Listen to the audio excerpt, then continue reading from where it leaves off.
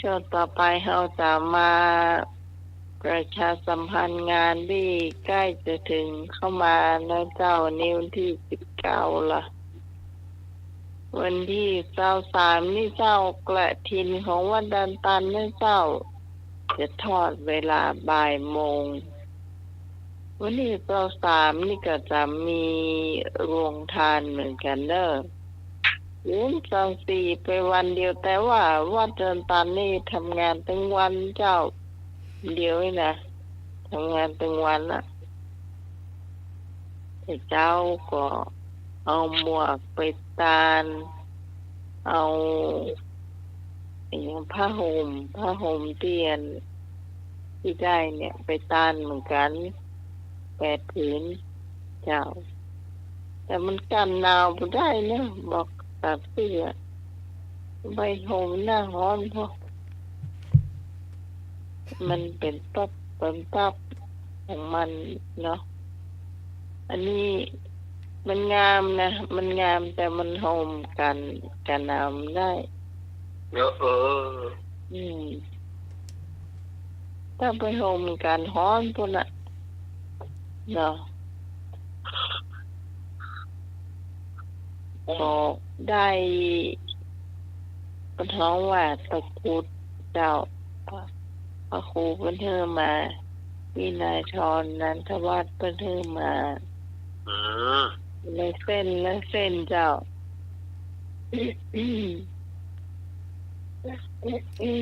วันที่25นี่ก็จะมี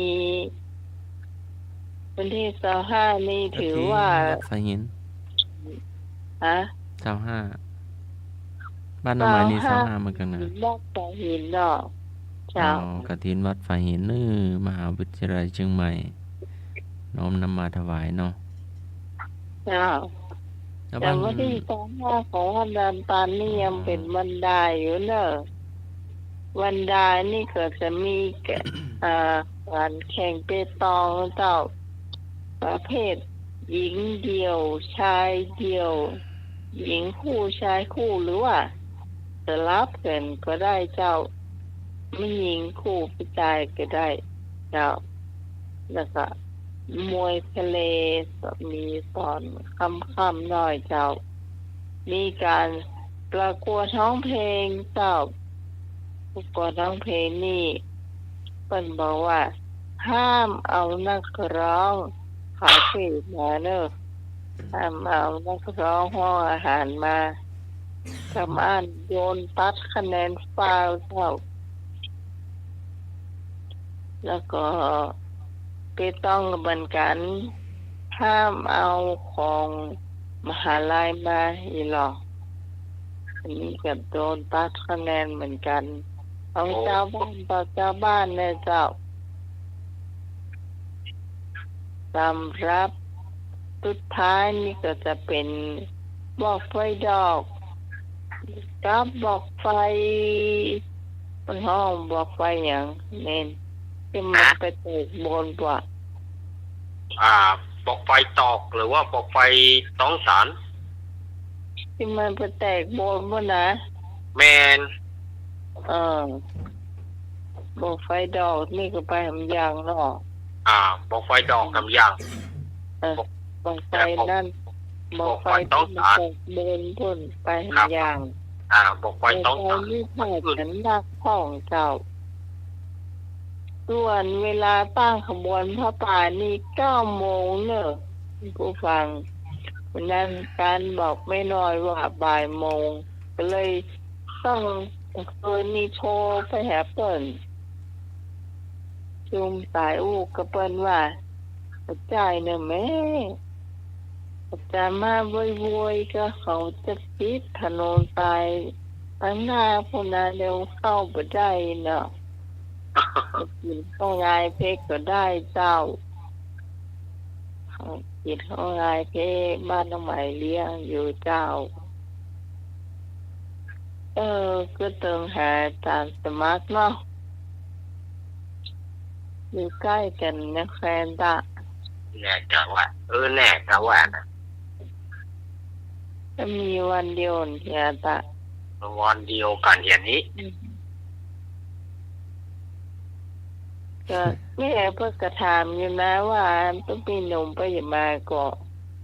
เพิ่นมาถ่ายทอดลงอ้อเพเนาะ วันไหนงานอย่าง วันที่26นะ วันรองอ้อมีงานกฐินกัน นะคะน่าจะเป็นกฐินแหละถ้าจะไม่เล่าเปิ้นบอกชื่อมาได้เขาก็เลี้ยงได้เหมือนกันนะแต่ว่าเปิ้นไม่ได้มาละค่ะมันละการละงานได้มันถ่ายทอดเวลาเดียวเหียตัวซะ แน่เอ้ย ให้เปิ้นมาเหมือนกันจะได้หันขบวนที่ตั้งเอาไว้ตอนแรกว่าจะตั้งขบวนทั้งสองฝั่งนะ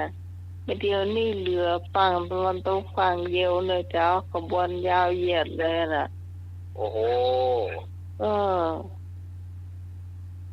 ไม่ใช่อันฝั่งตะวันออกเลยเจ้าหุ่นหูเฮียนบนเลยเจ้ารถทุกคันต้องไปอยู่ในหูเฮียนหมดเลยนะก็เลยว่าไปเฮตุปีหนุ่มมาสักกรรมนะแกถ่ายรูปเอาไว้เจ้า แต่ช่วงนี้ก็ต้องขอบคุณเจ้าพี่กรณ์กมลหอยกลางนะเจ้าออกมา300 บาทเจ้าแม่จันทราชื่นใจเจ้า300 บาทอันนี้จะโชคดีเนาะอันนี้นะแล้วก็แม่บัวคำจันลอย300 บาทเหมือนกันเจ้าเดียวกันไอ้หนุ่ยสว่างเมฆเจ้า300 บาทเหมือนกันเจ้าพี่พรไปเศร้าเจ้า300 บาทเหมือนกันเจ้าเดี๋ยวขาดไผ่การสมัครเจ้า300 บาทเหมือนกันเจ้าแล้วก็มีป้าสุรีเรืองใจนะเจ้า200 บาทเจ้าแต่ละท่านแต่ละคนนี่ก็บางคนก็โอนเข้ามาแล้วนะเจ้า เรีย ฉัน เรียบ ก็คือโมดนะเจ้าองค์พิชารีเจ้า100 บาทนะเจ้าขอบคุณเจ้ามีเท่าไรก็ทำได้หมดเจ้าคือการทำบุญเดี๋ยวนี้มันก็ทำง่ายนะเจ้าเนาะด้วยการโอนเข้ามามีตัวใดก็ทำด้านเจ้าไม่ต้องทำเกินกว่าตัวเจ้าเนาะมันมากตัวเก้าเจ้าถ้าแจ้งมาว่าทำไมโอนเธอละเนยนะหรือว่าผ่านมาซ้ายหนุ่ยแต่วันเดียวนี้ผ่านไปซ้ายหนุ่ยนี่ก็น่าจะยากเจ้า โอ้นี่อ้อยเขาปากจ้างเลยอ่ะ ไอ้หนุ่ยเพิ่นโอนมาจ้าง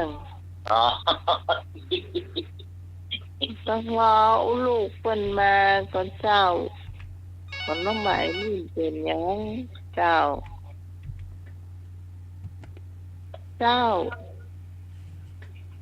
นมัสการครับผมแฟนครับว่าจะได้ ทุกวัดในอำเภอแม่ริมเนี่ย ผมไปทุกวัดเลยครับเนาะถ้าวัดวันเสาร์วันอาทิตย์นี้วัดแม่ริมมีกฐินแล้วครับเนาะวัดแม่ริมมีกฐินแล้วครับ ผมคงไปวัดป่าหินมาได้แล้วครับเนาะจากสมัครขอโทษไปเนอะผมไม่ได้ไปแล้วครับ วัดป่าหินครับ วัดแม่ริมมีงานครับนมัสการครับเองว่าต้องเองเนาะบ้านไหนก็ได้ให้คมไปติดตามอ้ายก็หา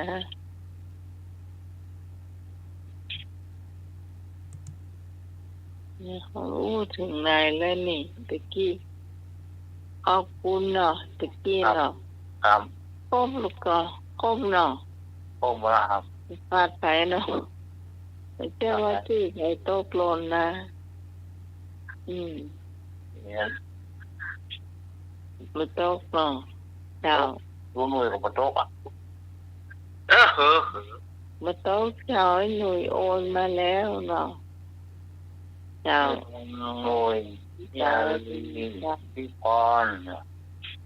ในหลวงเกศยอด เจ้า แล้วก็กองฮอร์โมนในจันทาเปลี่ยนใจ เจ้า เพื่อนฟังอยู่เด้อครับรับนอนเด้อ เจ้า ถ้าวันทำได้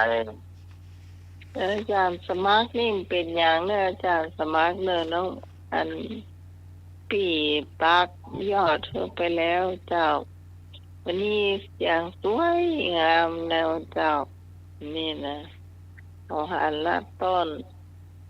โฟนมาโต๊ะออกเวล่ะต้นดอกเนี่ย สวยงามเจ้า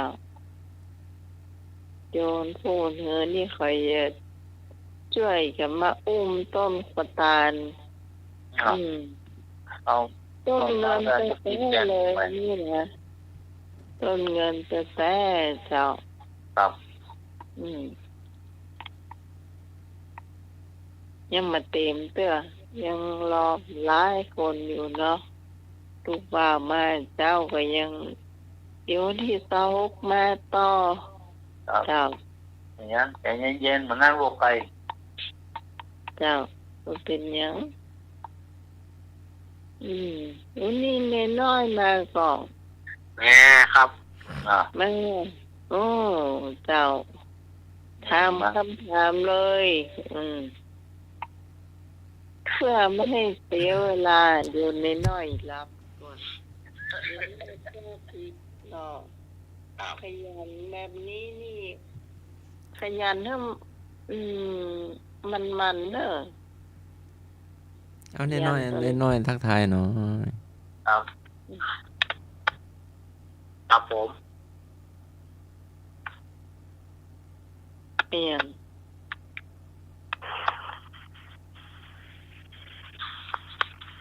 เดียวกันเลยแป๊บเดียว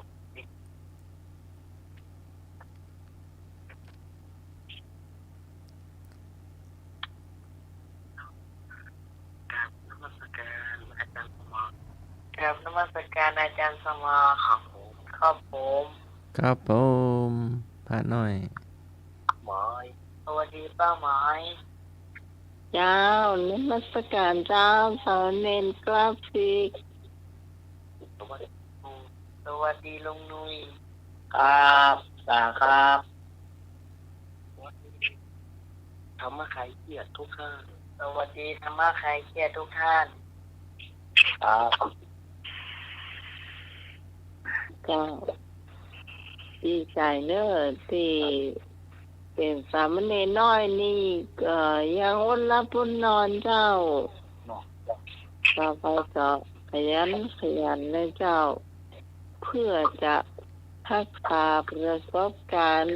แล้วก็คะแนนเนี่ยมันจะไปสะสมตอนมันจะไปกระตุ้นเราเจ้าเพื่อเราจะได้ดูหนังสือนักๆเนาะอย่างแน่ที่สุดการผ่านหูผ่านตามันจะทำให้เราได้หูเจ้าอาจารย์พันธ์ด้านหนึ่งเนาะ ธรรมะพ่องพุทธประวัติพ่องเนื้อเจ้าวันนี้นะสลับกันก็ได้ อาจารย์พันธ์สักหน่อยเนาะ เนี่ยเราได้ถามเนาะ สนามหลวงพระเอกธรรมประกาศกำหนดวันสอบธรรมสนามหลวงประจำปี 2566 นักคำตีที่ผ่านมาสอบวันที่ 23 24 25 26 ตุลาคม 2566 แล้วนักธรรมชั้นโทชั้นเอกก็จะสอบอีกไม่กี่วันสอบวันที่ 29 30 พฤศจิกายน แล้วก็วันที่ 1 วันที่ 2 ธันวาคม 2566 เนาะวันนี้ก็วันที่ 19 แล้วเนาะแบบเดียวแล้วก็ธรรมศึกษาทุกชั้นเนาะธรรมศึกษาชั้นตรีชั้นโทชั้นเอกก็สอบวันเดียวสอบวันที่ 7 ธันวาคม 2566 เนาะ อันนั้นเป็นของนักเรียนเนาะ จ้ะนักเรียนช่วงเช้าก็สอบวิชากระทู้เนาะครึ่งวันช่วงบ่ายก็ธรรมะพุทธศาสนาพิธีเนาะวิชาเบญจศีลเบญจธรรมก็เป็นข้อกาเนาะวิชาละน่าจะ60หรือว่า100ข้อเนาะเอาละอาจารย์สมัครเจ้าข้อสอบที่ไหนมาทำก็ตามใจเนอะที่จริงแล้วข้อสอบสนามหลวงมาทำก็ดีปีไหนก็ได้เจ้ามันมีข้อสอบสนามอยู่ แล้ววันที่22ก็ประชุมคณะสงฆ์จังหวัดเชียงใหม่ที่วัดพระธาตุดอยหล่อเนาะมีก็วัดนี้มีครับมีเนาะก็บ่เคยไปเนาะวัดพระธาตุดอยหล่อพระอาจารย์เอาลักษ์อยู่ใกล้ก็ครับก็ห่างกันไปถ้าเดินทางจากวัดพระธาตุดอยหล่อมาวัดผมก็ประมาณครึ่งชั่วโมงนะเป็นวัดอยู่บนดอยหรือว่าอยู่ในเมืองครับอยู่ลุ่มๆนั่นแหละอ๋อมีวัดใหญ่วัดกว้างเนาะดอยบอกให้สูงดอยหล่อขึ้นไปน้อยนึงที่จอดรถจอดลานักเนาะครับครับคณะสงฆ์จังหวัดเชียงใหม่เนาะพระมหาเถระนุเถระก็จะไปประชุมกันเนาะที่วัดพระธาตุดอยหล่อวันที่22พฤศจิกายนเนาะวันที่23พฤศจิกายนก็ประชุมหน่วยอบรมประชาชนประจำตำบลเนาะที่วัดดอยสัพพัญญูเนาะอำเภอแม่วางครับประชุมนี้ก็งานคณะสงฆ์ก็มาเรื่อยๆเนาะก็ที่วัดพระธาตุวัดดอยสัพพัญญูเนาะนักเรียนพระสงฆ์ครูบาอาจารย์ที่เรียนปริญญาธรรมเนาะก็เข้าอบรมที่วัดดอยสัพพัญญูเนาะวันนี้ก็พระสงฆ์ครูบาอาจารย์สามเณรวัดสันดอกก็เดินทางเนาะแต่ละวัดละวาเพื่อเข้าอบรมเรียนบาลีเนาะเป็นภาษาพระพุทธองค์เจ้าพอกันเนาะ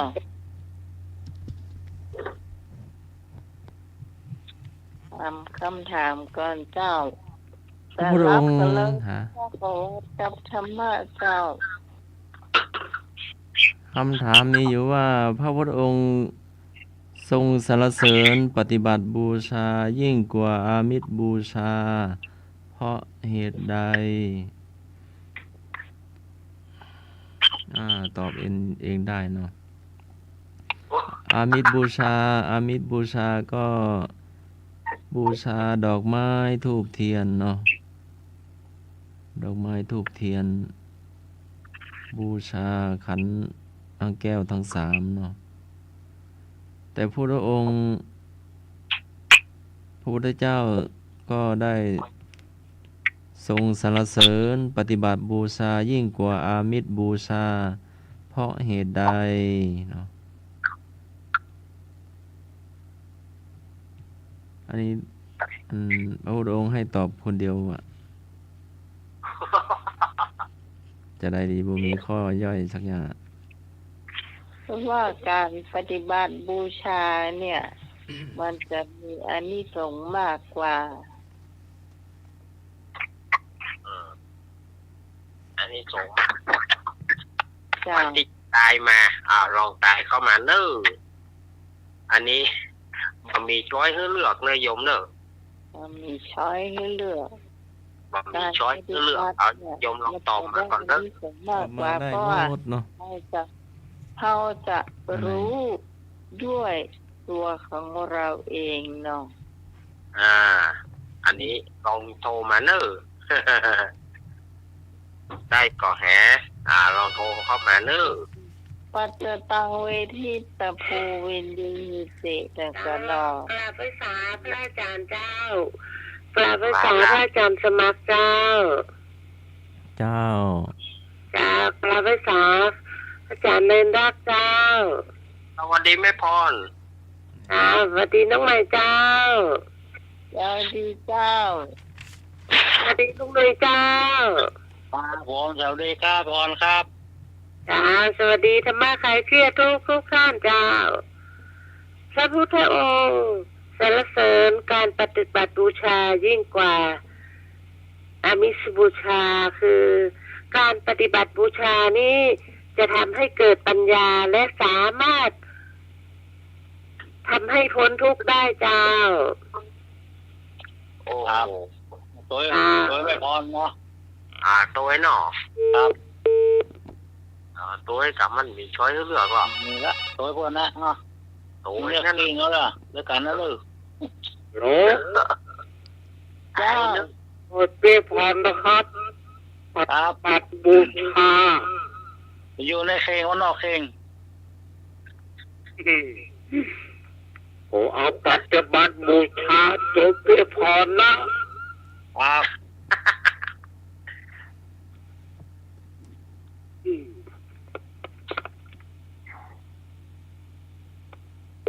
ตามละครับ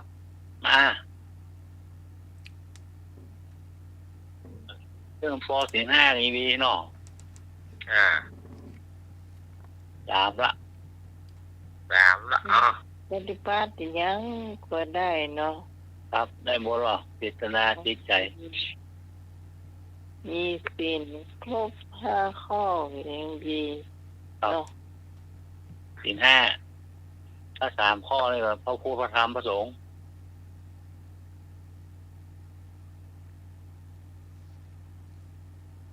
ศีล5พระพุทธพระธรรมพระสงฆ์ได้ไง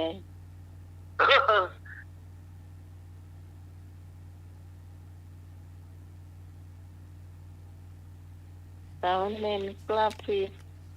ตอบว่า พาน้อยตอบได้นึ่ง เก็บบักไข่ของเตือ ครับ อันนี้เก็บว่าบักไข่ของแต่เตือ นี่ก็ปิดจอบจะไปให้เลย เป็นยัง เรื่องสอบสุดท้ายละอดเอาอย่า เออ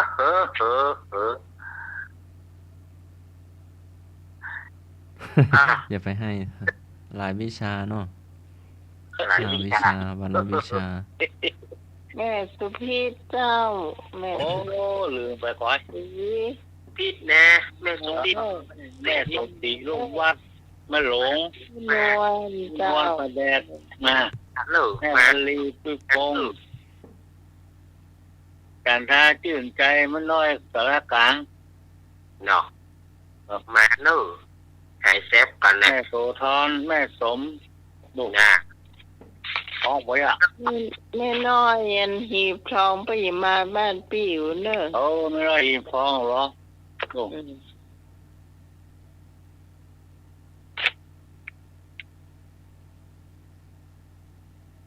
ลมหนาวนักแกเลยเนาะนี่ หนาวเต้เนอะ ครับ หนาวอีหลออีรถแม่เจ้าหนาวอีว่ะ ต้นผมบอกสักเสียมือควาโอกตัวปุ้มเนี่ย จริงก็ได้ยินแล้วเนาะเหมือนพี่พรนั่นเนอะเข่งทุกคนแต่เข่งก็เข่งทุกคนเนอะ ครับเป็นนักเองเหรอ เจ้า ครับ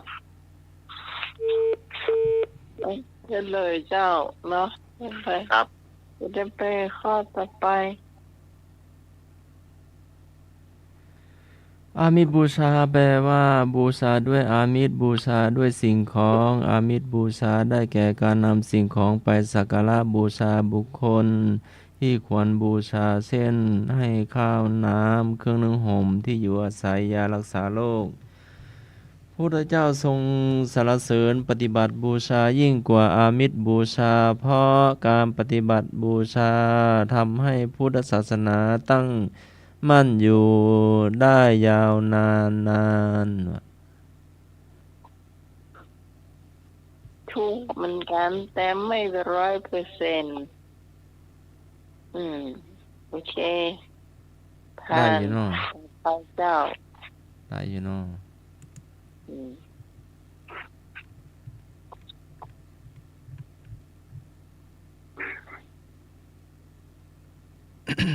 อย่างนี้ถ้าเอาไป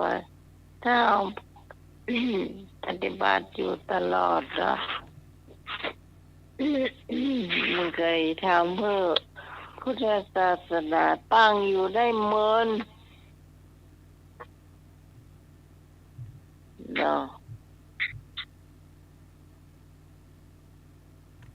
ข้อต่อไป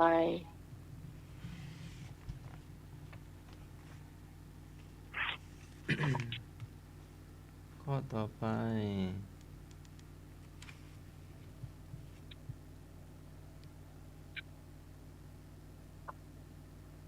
ถามว่า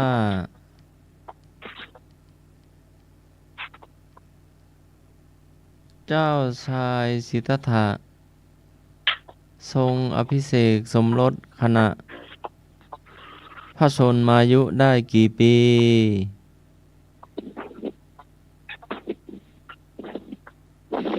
เจ้าชายสิทธัตถะ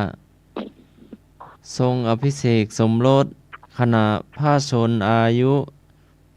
มายุได้กี่ปีมีข้อให้เลือกเนาะก็16 ปีขอ29 ปีขอ35 ปีงอ80 ปีก็ไก่กกงก ทรงอ เอ ภิ อ เษก เนาะ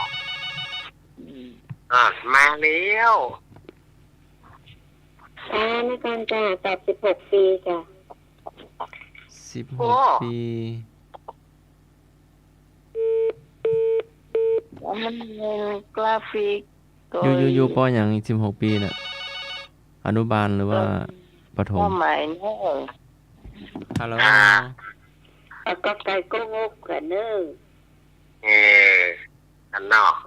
เจ้า เน้นน้อยก็บอกว่าเอาเหมือนกันนะเนอะเหมือนป้าหมอยนะเนอะ 16 ปีนี่อยู่มอหยังนะไหมประถมมัธยมมหาลัย เดียวกันเนอะมอสี่เดียวกันเนี่ย อยู่ม .4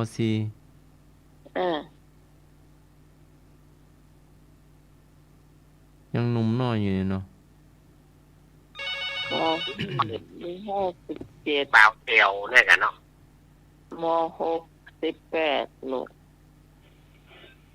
ฮัลโหล เจ้าไว้แต่ขั้นสมัครกับให้แต่ในรักและเจ้าสวัสดีเจ้าน้องไม้ มาแล้วป้าแดด เมื่ เจ้า อ ส วา วัส น ดีเจ้าน้องน้อยไม่บุญเจ้าเนอะ นี่ครับผม ไม่นอนตัวไปก่อนนะเจ้า ครับ เจ้า ใช่เจ้า เอาช่วยกลับว่ะ จอนก็อย่าง ฮะ ก่อนไม่ใช่เหรอ โอ้กอก่อยเนี่ยค่ะ อ๋อ ไว้ทำไมนะจ๊ะจังว่า เจ้าเราจอบข้อกอไก่ก็พวกคุณการเจ้า ครับ โอ้ เนี่ยมา ดาวดอกแดงเจ้า ออกไก่โกงก ได้ยินเสียงหวานๆมานะเจ้า ได้สิที่เจ้า แม่สุกิดเนอะเที่ยววันว้านะ ที่ มา เสียง เนอะ หวานเจ้าออกแล้วเนอะ ฮัลโหล กอไก่เจ้า มาแล้ว สวัสดีท่านอาจารย์ แม่สุกิด เจ้า อันนี้แม่ก้อนหินหรือว่าแม่หยัง แม่สุกิดแม่สุกิดแม่ย่อยสันทราย แม่สุพิษมาแล้ว สวัสดีท่านอาจารย์เจ้าสวัสดีลูกเมนเจ้า สวัสดีเนอะแม่ เจ้าสวัสดีลุงหน่อยเจ้า แม่ว่าใกล้โทรศัพท์นอหรือว่าห่มผ้าตัวอยู่ก็ โอ้เจ๊โฮมเจ้า เสียงน้อยเนาะ สวัสดี เสียงป้นตึงเบา เอกลักษณ์ของป้นแม่อย่างเงี้ยนี่เสียงป้นเบา สวัสดีพี่พรเจ้าสวัสดีพี่กรกามลเจ้าสวัสดีแม่บูนเจ้าสวัสดีไอ้พงษ์แล้วก็สวัสดีพี่สาวหมายเสียงหวานเจ้า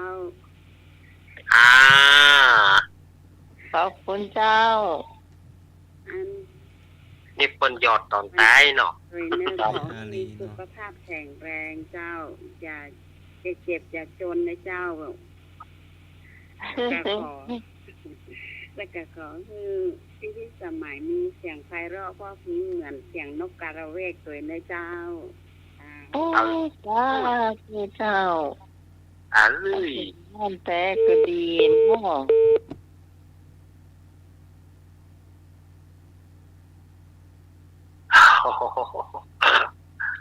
นกกาละเวก น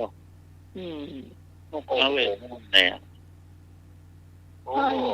จากนกกาละเวกคือนกอะไรอย่างเด็ด นกกาละเวกนี่เสียงมันหวานเสียง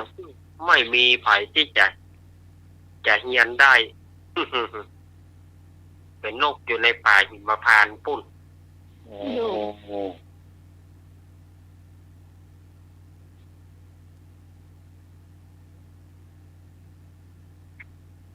แล้วก็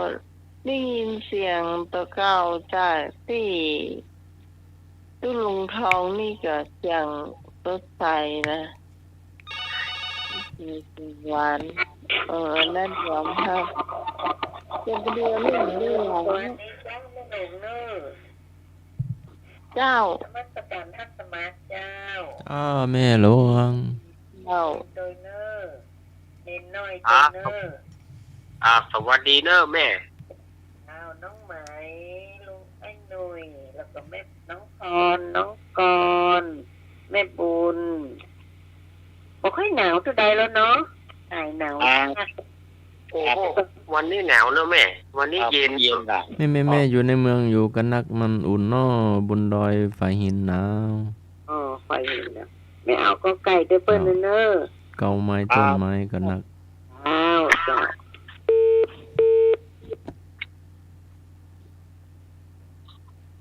ก็ปิดประตู3ประตูยังหนาวนึง โอ้ยบ่เย็นอ่ะเนาะที่กระจกติดหมดหนาว ห่มผ้าตัว4ผืนก็หนาวอยู่นึง ปะโถ ยามผมไหน ตอนนี้ก็ปิดแอร์เนาะแต่บ่ปิดไฟนะเดี๋ยวบ่หัน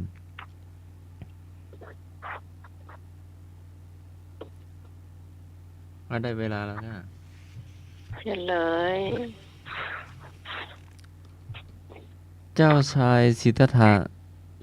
ทรงอภิเษกสมรสขณะพระชนมายุได้16 ปีทรงอภิเษกสมรสแปลว่าจะได้นะไหม พิเศษสมรสกับแต่งงานนี่ไงอาจารย์ นึกว่ามีรถขี่ ว่าไปพิเศษสมรสมันใจแต่คำราชาศัพท์คำว่าเปิ้นแต่งงาน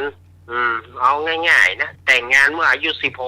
16แต่ว่ามีลูกตอนอายุ29เอาง่ายๆ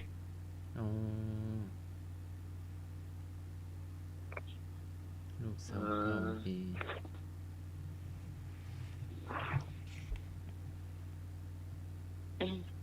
ข้อต่อไป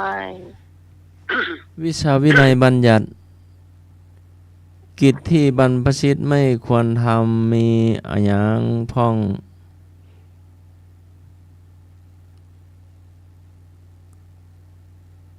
ก็เสพเมถุน ขอลักทรัพย์ ข้อ 3 ฆ่าสัตว์ ข้อ 4 พูดอวดคุณวิเศษไม่มีในตน กิจที่บรรพชิตตู้เจ้าบ่ควรทำถ้าต้องแล้ว ต้องลาสิกขาเนาะ ครับ ก็ข้อ 1 เสพเมถุน ข้อ 2 ลักทรัพย์ ข้อ 3 ฆ่าสัตว์ ข้อ 4 อวดว่าบรรลุธรรม อวดคุณวิเศษ แต่ไม่มีในตัวตนเนาะ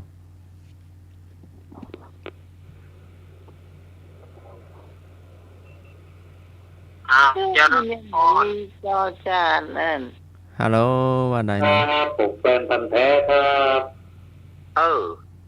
คำตอบสุดท้ายคือเศษเมถุนครับครับนมัสการครับ เจ้า มัน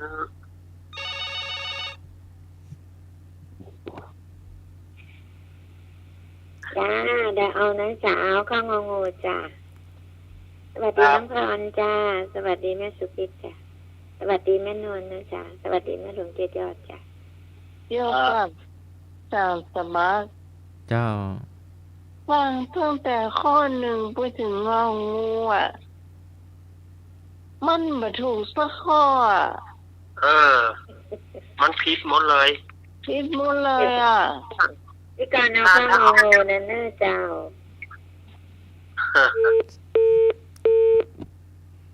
ถ้าฟังเนี่ยมันเป็นข้อผิด ผิดนิดนึง ข้อที่ไม่ควร อ่า นะ นเดี๋ยวค่อยอ่าน ไม่ควรน่ะไม่ควร พี่พรตอบกอไก่กกอกเจ้าสวัสดีพี่การเจ้าสวัสดีแม่สุพิษเจ้า จะเมาเข่งทั้ง4ข้อหรือว่าจะเอาข้อเดียวก็แล้วแต่เนาะ แต่พระองค์ว่ากิจที่บรรพชิตตุเจ้าไม่ควรทำนะ เจริญพร พระวินัยของตุเจ้าเนาะ ควรเหรอฮะ แม่นอนว่าบัทุกสักข้อผิดทุกข้อเนาะ ผิดทุกอันเนาะแม่ จ้า แม่ ไม่ ว่า ถูกหมดควรเหรอก็ไก่นี่ จ้าแต่ถ้าจะให้เลือก ก็ข้อ แต่ที่3ข้อเพิ่มมันก็บ่ถูกมันก็บ่สมควรสักข้อเนาะ เจ้า เจ้าแม่นะ แล้ว แม่ กูซ้ำไปอวดอันอุตริธรรมเนี่ยน่ะ อวดว่าบรรลุอวดว่าเหาะได้อวด แม่ เออ คุยกับเทวดาอวดคุยกับพุทธเจ้าอวดนะครับ จ้า อันนั้น ที่พระพุทธเจ้าห้าม มันจะ สามข้อบน3ข้อขั้นมันก็บ่สมควรเหมือนกันมันก็ห้ามเจ้า ที่จริงมันน่าจะมีจอจานนะไม่มีข้อถูกเนี่ย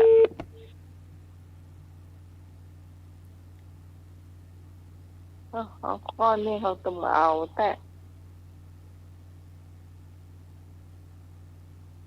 ถูกใจสักข้อ ข้อนี้ผิดทุกข้อเด้อผิดทุกข้อ ต้อง ผิดหม เมื่อ ด มาถึงแค่นะ ผิดทุกข้อเด้อเรียกว่าอากรณียกิจ กิจที่บรรพชิตไม่ควรทำผิดศีลผิดพระวินัย อย่างสูงเนาะ แม่นนั่นนะ ผิดวิปวินัยอย่างยิ่ง ว่าไปแล้วมันใจบ่ได้สักข้อ ถ้าต้องแล้วขาดจากเป็นตุเจ้าโน่ ครับ ก็ไก่ซ้ำให้เซมีถุนเนี่ยไม่ถูกใจก็อวดอันเละฮะ มันผิดหมดอะถ้าเขาลองฟังเถอะมันไปหมดเลย ก็ต่อไป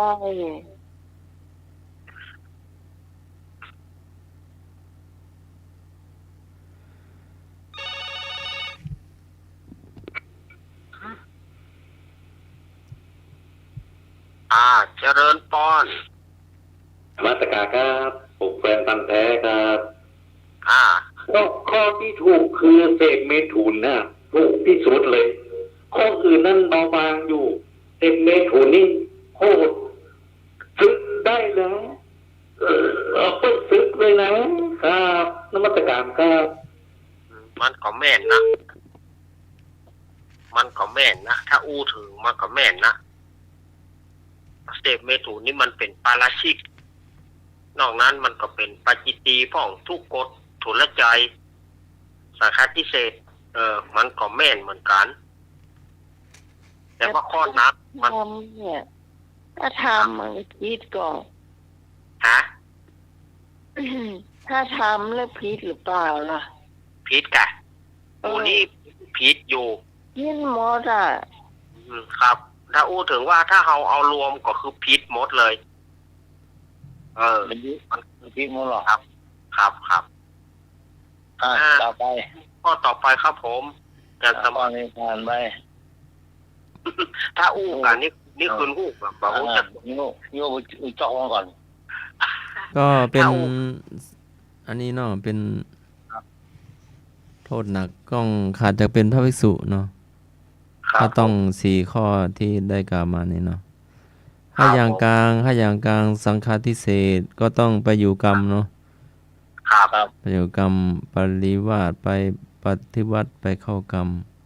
ครับเข้าอบรม ไปรับ อบรม สารภาพเนาะ ครับรับสารภาพ คิดได้ไปก็ไปฟังเข้ากรรมเนาะ ครับ ที่พระอุโบสถมีพระอาจารย์กรรมมีพระอาจารย์องค์สวดมีพระอาจารย์อันดับเนาะ อบรมยาวนะจ๊ะ10 วันละจ๊ะ10 กว่าวันเนาะ 10 วัน 10 คืน อบรมเนี่ย ข้อต่อไปเลย ครับ ต่อไปเนาะ ครับ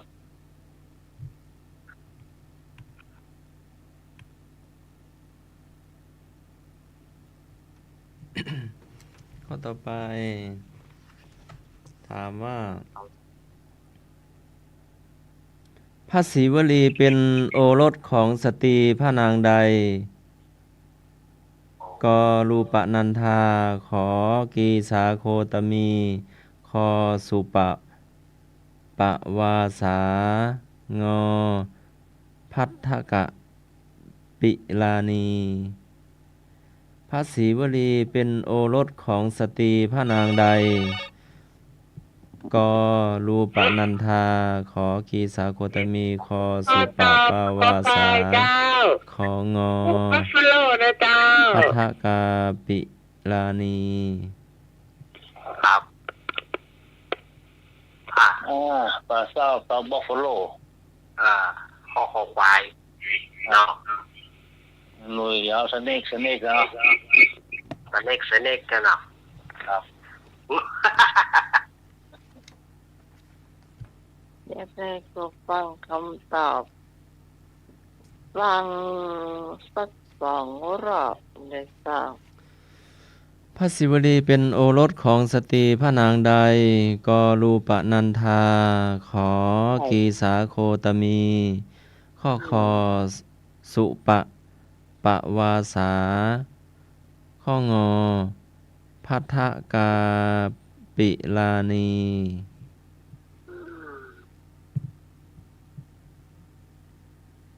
เป็นโยมแม่เนาะนั่นก็ เนาะ แล้วก็เอาข้อขอไข่จ้าเราเอา ขอใคร เจ้า ขอไอ้ แม่แป้งกันไปแบ่งกันไปเจ้า แบ่งกันไป แม่แต่รูปนันทาคุณผู้ฟังบ่ต้องเอา ครับ มันตึงปัจจัย ไม่ตุ้มใจ จะเอาข้อควายเนี่ยหนึ่งพอใครนี่ยังก็ กีสาโคตมี ข้อควายกะ ครับอันนี้ผมจะเอาข้อควายนั่นนะ กีสานี่ข้อขอไข่ครับผม ครับผม แล้วข้อขอควายแน่นอนเจ้า ครับพร้อม คุกบัฟฟาโลเนอร์ กูโคโลบอกน่ะว่าน่ะเสียงกองเสียงกองเสียงดังกุ้งกุ้งกั้งเนี่ย มันน่าจะเป็นเนี่ยน่าจะเป็นคอควายมากกว่า ถ้าบ่ฮอ ถ้าปลอกคอควายจะต้องงองูเจ้า สองอันแน่นอนลุงนุ้ยเปียหางไปละ จ้าแม่นวลขอตัวจะคนเนอร์ขอควาย ขอควายแน่นอนแม่นวลเนาะ จ้า โหหรอ พอกันนะว่ากันนะเพราะว่าอันนี้มันก็ขอคอยนี่มันเพราะว่านางกีสามีลูกคนเดียว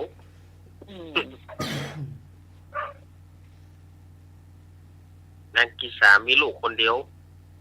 แต่ลูกตาย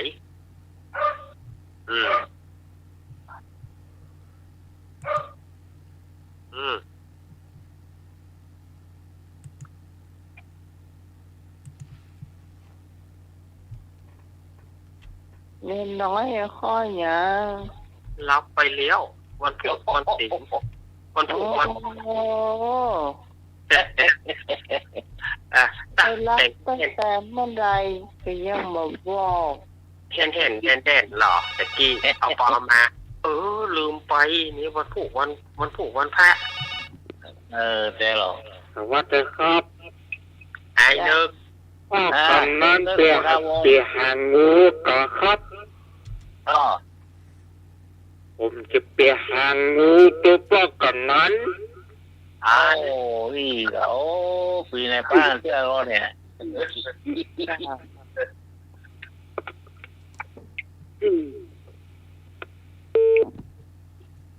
นะ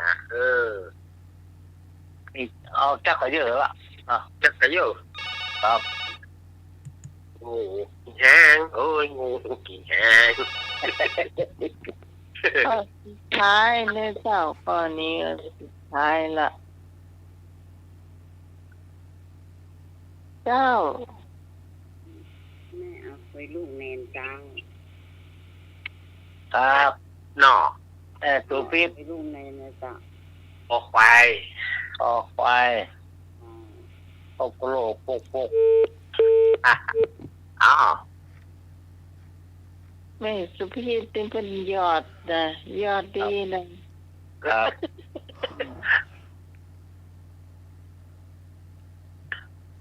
ให้ถึงแม่กล้าเข้าหลวงพ่อคุยค่า คุณผู้ฟัง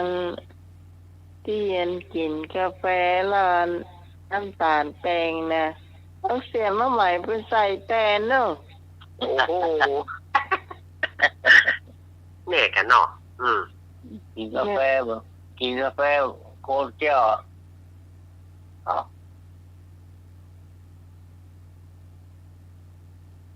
แป้งหนูก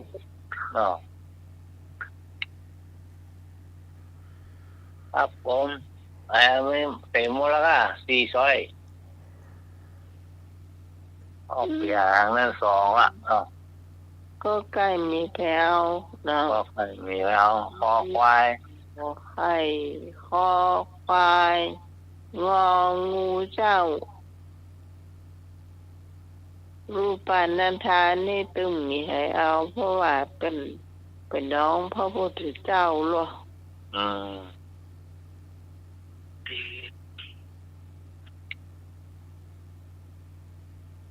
เอามีอยู่ก่อนสถานญาติโยมที่จะ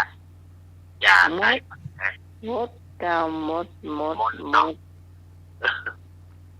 นต์อาจารย์สมัครเสนอเลยครับผม หมดไม่ได้ฟังนิทานละ พระศิวลีเป็นโอรสของสตรีพานอางสุปวาสาข้อคอควาย คอควายนะเจ้า คอควายถูกต้องครับผมแม่นวลแม่พรบัฟเฟโลนะมันแน่นอน โล แต่พระเจ้าก็นิมนต์เนาะ ครับ หลวงพ่อพระศิวลีเนาะ ครับ เพราะท่านเป็นได้รับเอตทัคคะในผู้มีลาภมากเนาะ ครับ เจ้า เพราะว่าพระสงฆ์จะได้ ด้านนอก ไปไหนประกัน บ่ได้อุดบ่ได้กั้นเนาะ สร้างแต่คนที่มีลาภมาก พระสงฆ์มาเป็นร้อยเป็นพันเนาะ ครับ จะไปนิมนต์พระอาจารย์เอารักเจ้า ครั เล่า บ นิทาน ครับ วันนี้ก็จะได้มาเล่านิทาน วันนี้เป็นนิทานตามคำขอ นิทานตามคำขอของญาติโยมก็ขอนักขอแหนให้ฟังเรื่องจันตคาปูจีก็ให้ฟังแบบขอเฮือยังบ่ได้ก็ขอเฮือได้ข้อใดข้อหนึ่งที่เป็นเรื่องนี้อาตมาจะเอาใจความสำคัญของเรื่องนี้มาเล่าให้สถานญาติโยมเด้อเรื่องจันตคาปูจีนี่นะอนุโมทนา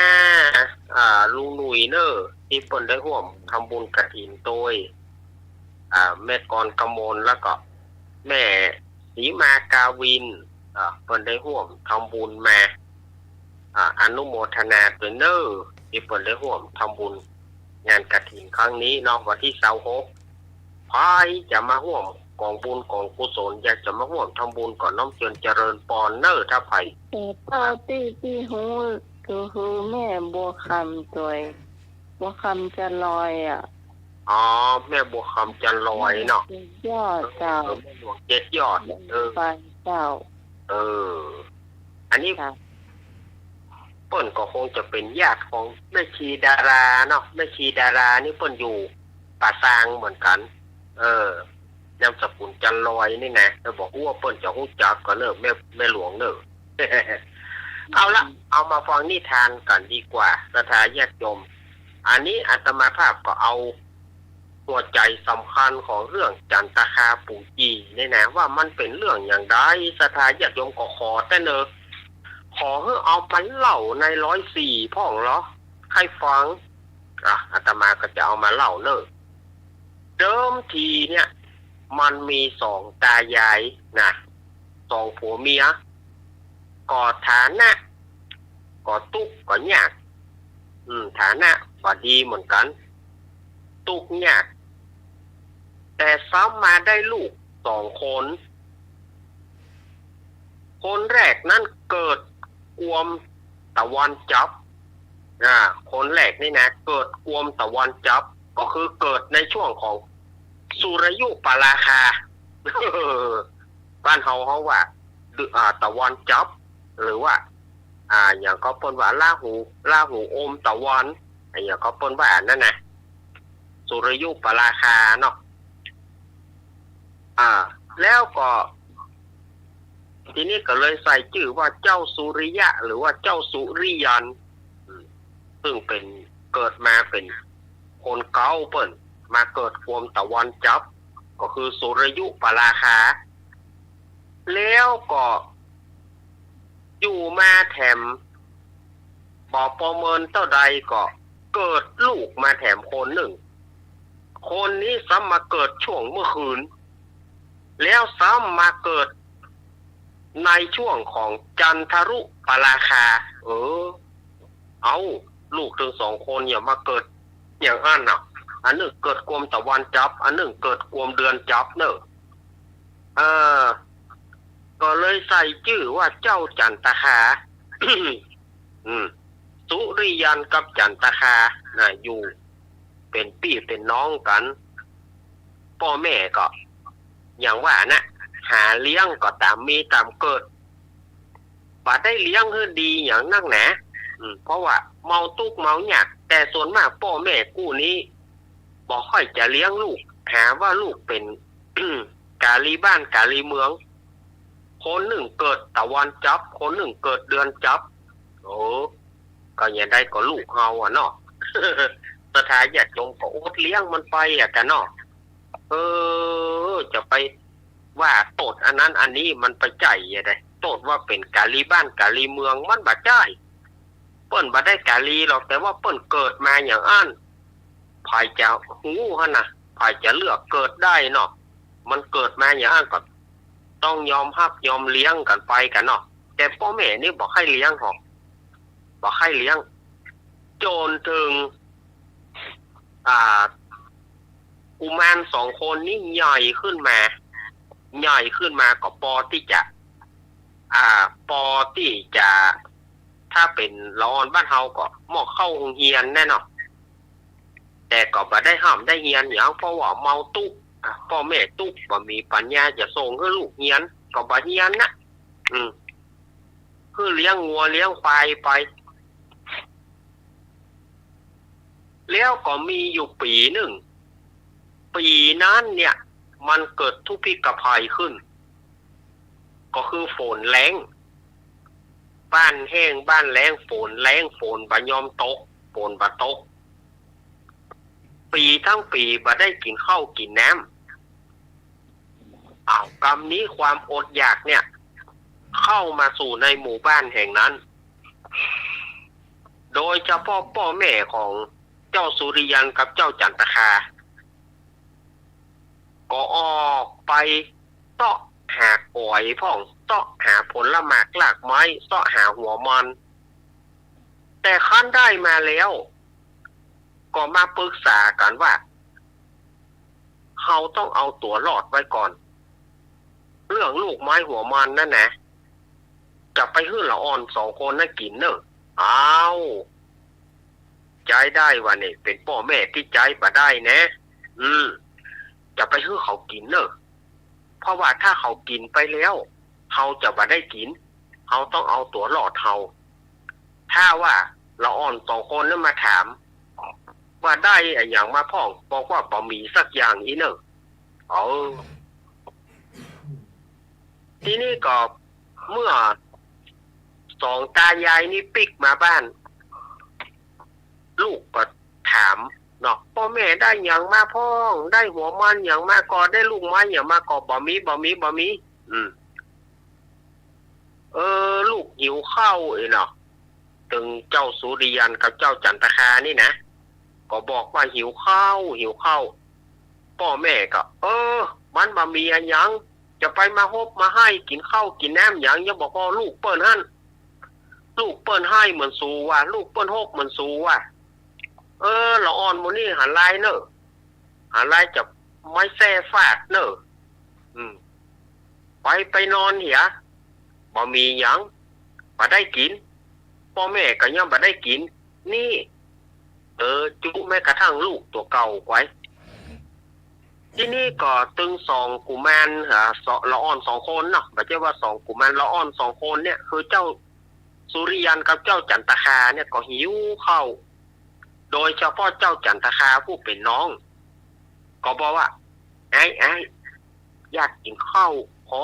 ไปเสาะข้าวที่ซากมาบ้านใกล้บ้านหิมมาฮื้อน้องหน่อยเตอะน้องหิวข้าวจะไปหาข้าวที่ซากแม่ที่น้อยน้องเอ๋ยบ้านเปิ่นพวกก็ปิดไฟนอนกันแล้วบ่นอนนะบ่กินนะเอาน้ำลูกต้องไปก่อนบ่กินละเอาน้ำลูกต้องให้ไปตัวเนาะพ่อมได้กินข้าวพอลูกหลับพ่อแม่ก็จัดการเอาหัวมันลูกไม้เอามากินเนื่องด้วยว่ามันเป็นกระท่อมมันเป็นตูบเนาะละอ่อนทั้งสองมันรับไปมันก็สะดุ้งตื่นเมื่อพ่อแม่เอาหัวมันเอาอย่างมาเกี้ยวมากินกันจุบจับเนาะละอ่อนตื่นมากับพ่อแม่กินยังน้องขอหน่อยน้องหิวข้าวเนี่ยโดยเฉพาะเจ้าจันทคาเนี่ยน้องหิวข้าวลูกหิวข้าวให้นี่ฝ่ายพ่อแม่ก็ด่าแหละมันจะไปมีอย่างละอ่อนหมูนี่หูสวกหูแซ่หูได้ยินน่ะยังบ่ฮู้แต่ก็มาฮบกินข้าวกินน้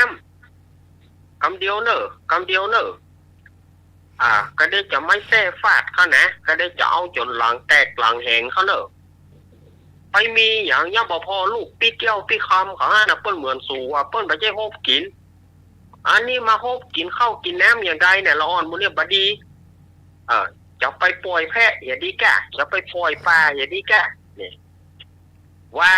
คือลูกก็ได้รับก็รับไปด้วยน้ำตานั่นนะให้ไปตัวพ่อมได้กินข้าวกินน้ำอันนี้เราจะ พ่อแม่ถือว่าพ่อแม่นี่เอาตัวรอดคนเดียวนะสถานที่ถ้ามาฟังเรื่องนี้พ่อแม่บ่ฮักลูกเลยบ่เนาะมีน้อยก็ปานมันกินมันได้กินน้อยมาก็พอดีละบางทีพ่อแม่ยังจะอดเพื่อลูกแต่นี่พ่อแม่บ่ยอมอดพ่อแม่ต้องกินให้อิ่มลูกจะเป็นอย่างใดจังมันโอ้อ่านมาอย่างอี้นี่ก็อิดเนอะแต่ถ้าญาติโยมเนอะลูกภายมาเจอพ่อแม่อย่างอี้นี่อิดเนอะที่นี่ก็แจ้งมาก็ไปนั่นละสองผัวเมียนี่นะแจ้งมาก็ไปแล้วก็วางแผนกันว่าเอาหัวมันลูกไม้มาก็ละอ่อนลูกกินละอ่อนให้กินที่นี่ได้มาก็กินกลางป่าฮะนะปลาเท่าแม้เดี๋ยวละอ่อนมันน่าจะโฮบกินมาได้ความแล้วเขาจะบะอิ่มเอาอย่างนี้ก็มี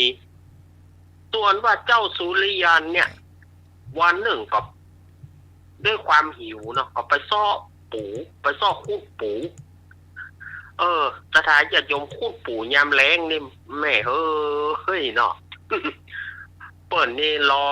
มันได้ฝนเนี่ยน้อยกันเนาะอันนี้ไปคูดปูยามแล้งนะขอแทบจะบื้อเนอะสถานญาติโยมขอบกก็ดีเสียมก็ดีแทบจะบื้อเนอะดินมันแข็งหน้าแล้งนี่นะทีนี้ปรากฏว่าเจ้าสุริยันเนี่ยไปขุดปูมาก็ไปได้ปู4 ตัวด้านน่ะไปได้ปูมา4 ตัวจะไปขุดต่อไปมันมีละขุดที่ไหนมันก็มีละมันมี4 ตัวได้4 ตัวด้านน่ะเจ้าสุริยันเนี่ยก็เลยคือว่าจะเอาปูเนี่ยมาจีแล้วก็จับปานคือป่อตวงแม่ตวงน้องตัวหนึ่งแล้วก็ตัวเก่าตัวหนึ่งได้แล้วก็เอามาจีว่าจะคือป่อคือแม่กินตัวเอกะบอกว่าเจ้าจันตคาเนี่ยมันบัดได้กินข้าวกินน้ำเพราะว่าเจ้าสุริยันนี่จีปูเจ้าจันตคานี่ก็มันหอมเนาะปูจีนี่นะ มันหอมเนาะ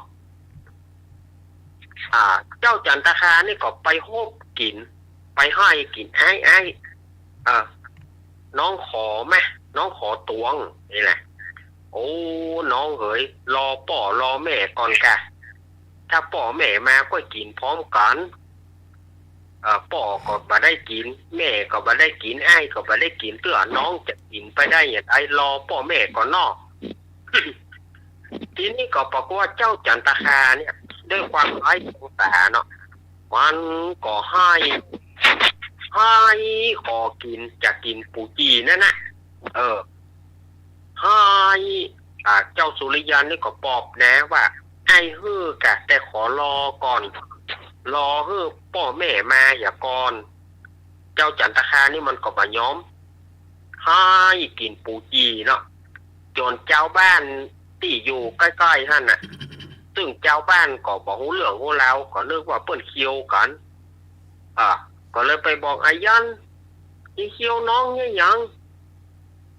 น้องจะกินปูจีแต่ว่ารอพ่อรอแม่ก่อนเจ้าบ้านก็รู้เรื่องเนาะก็ไปว่ายังบ่ฮื้อมันขยันกินยังบ่ฮื้อมันคิงนี่ก็ได้แต่อย่างอันนี้อีก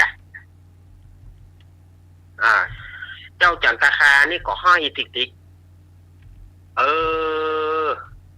เจ้าสุริยันนี่ก็เลยเอาฮื้อตัวหนึ่งบัดเดี๋ยวนี้นะ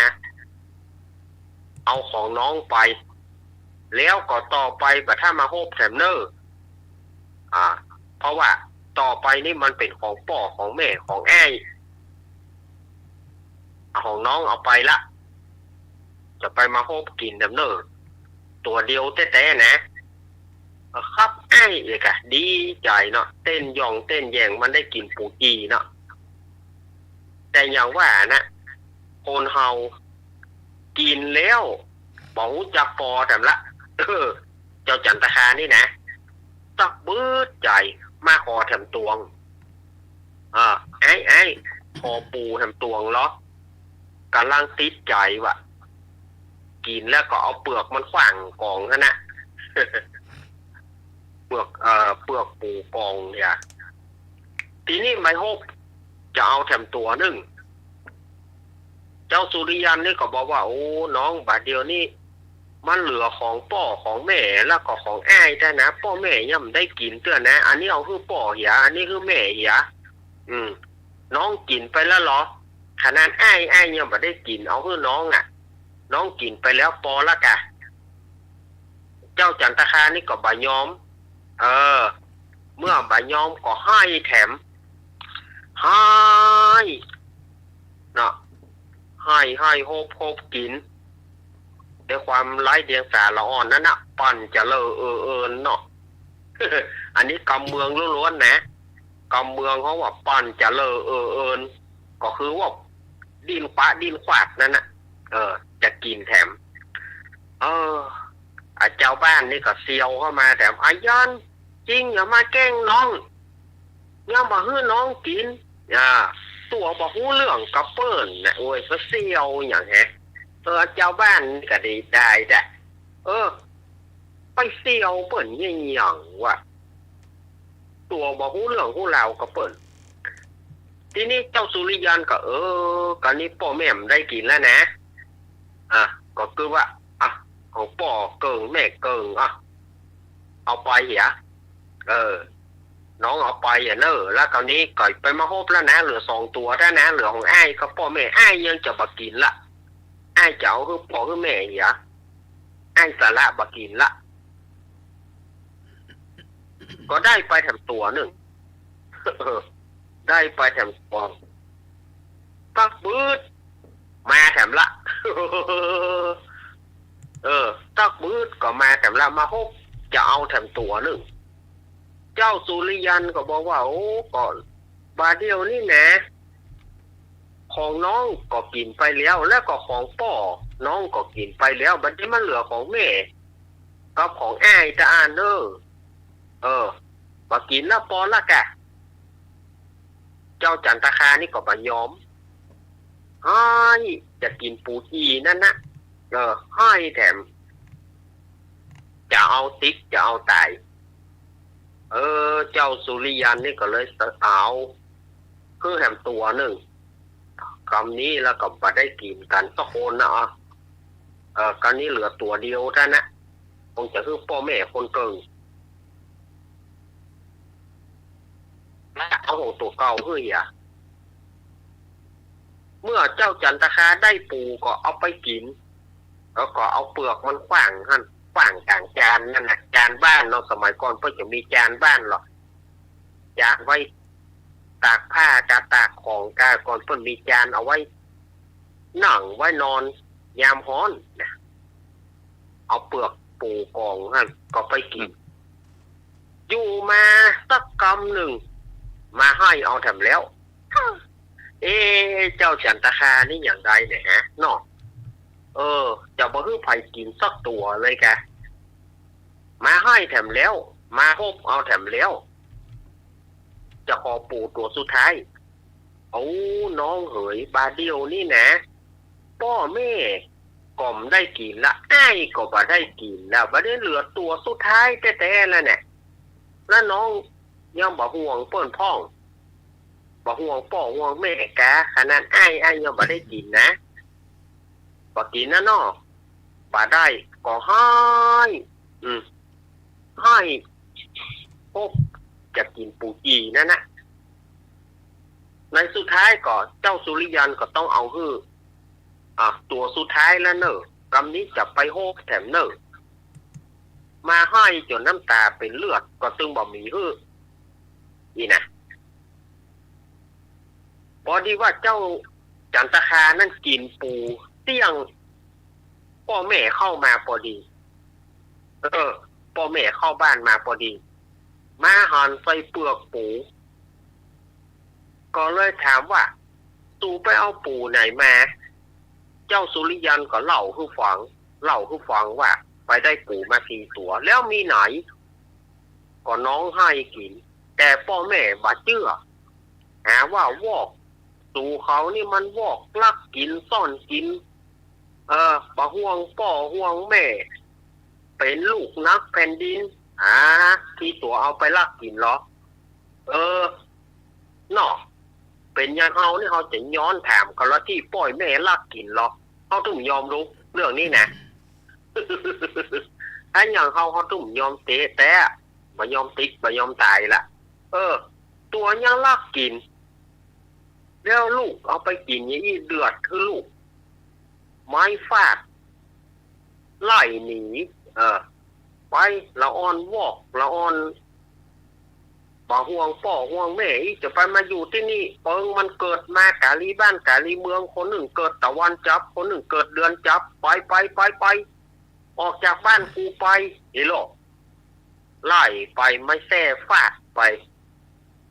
เจ้าสุริยันจะอู้อย่างไรกะจ้างพ่อแม่ตึงบาเจือสู่เขามันหัวป้อกันป้ากันลักกินซ่อนกินป้ากันลักกินก่อนซ่อนกินลุ้นป้ากันกินกันสองคนถ้าบ่อันเปลือกปูจะกองนี่ว่าก้านน้อยมันก็กินตัวท่านนะแกอันนี้กินกันตึ้ง4 ตัวแสดงว่าลักกินกัน2 คนบัดนี้ไปออกจากบ้านกูไปว่ะ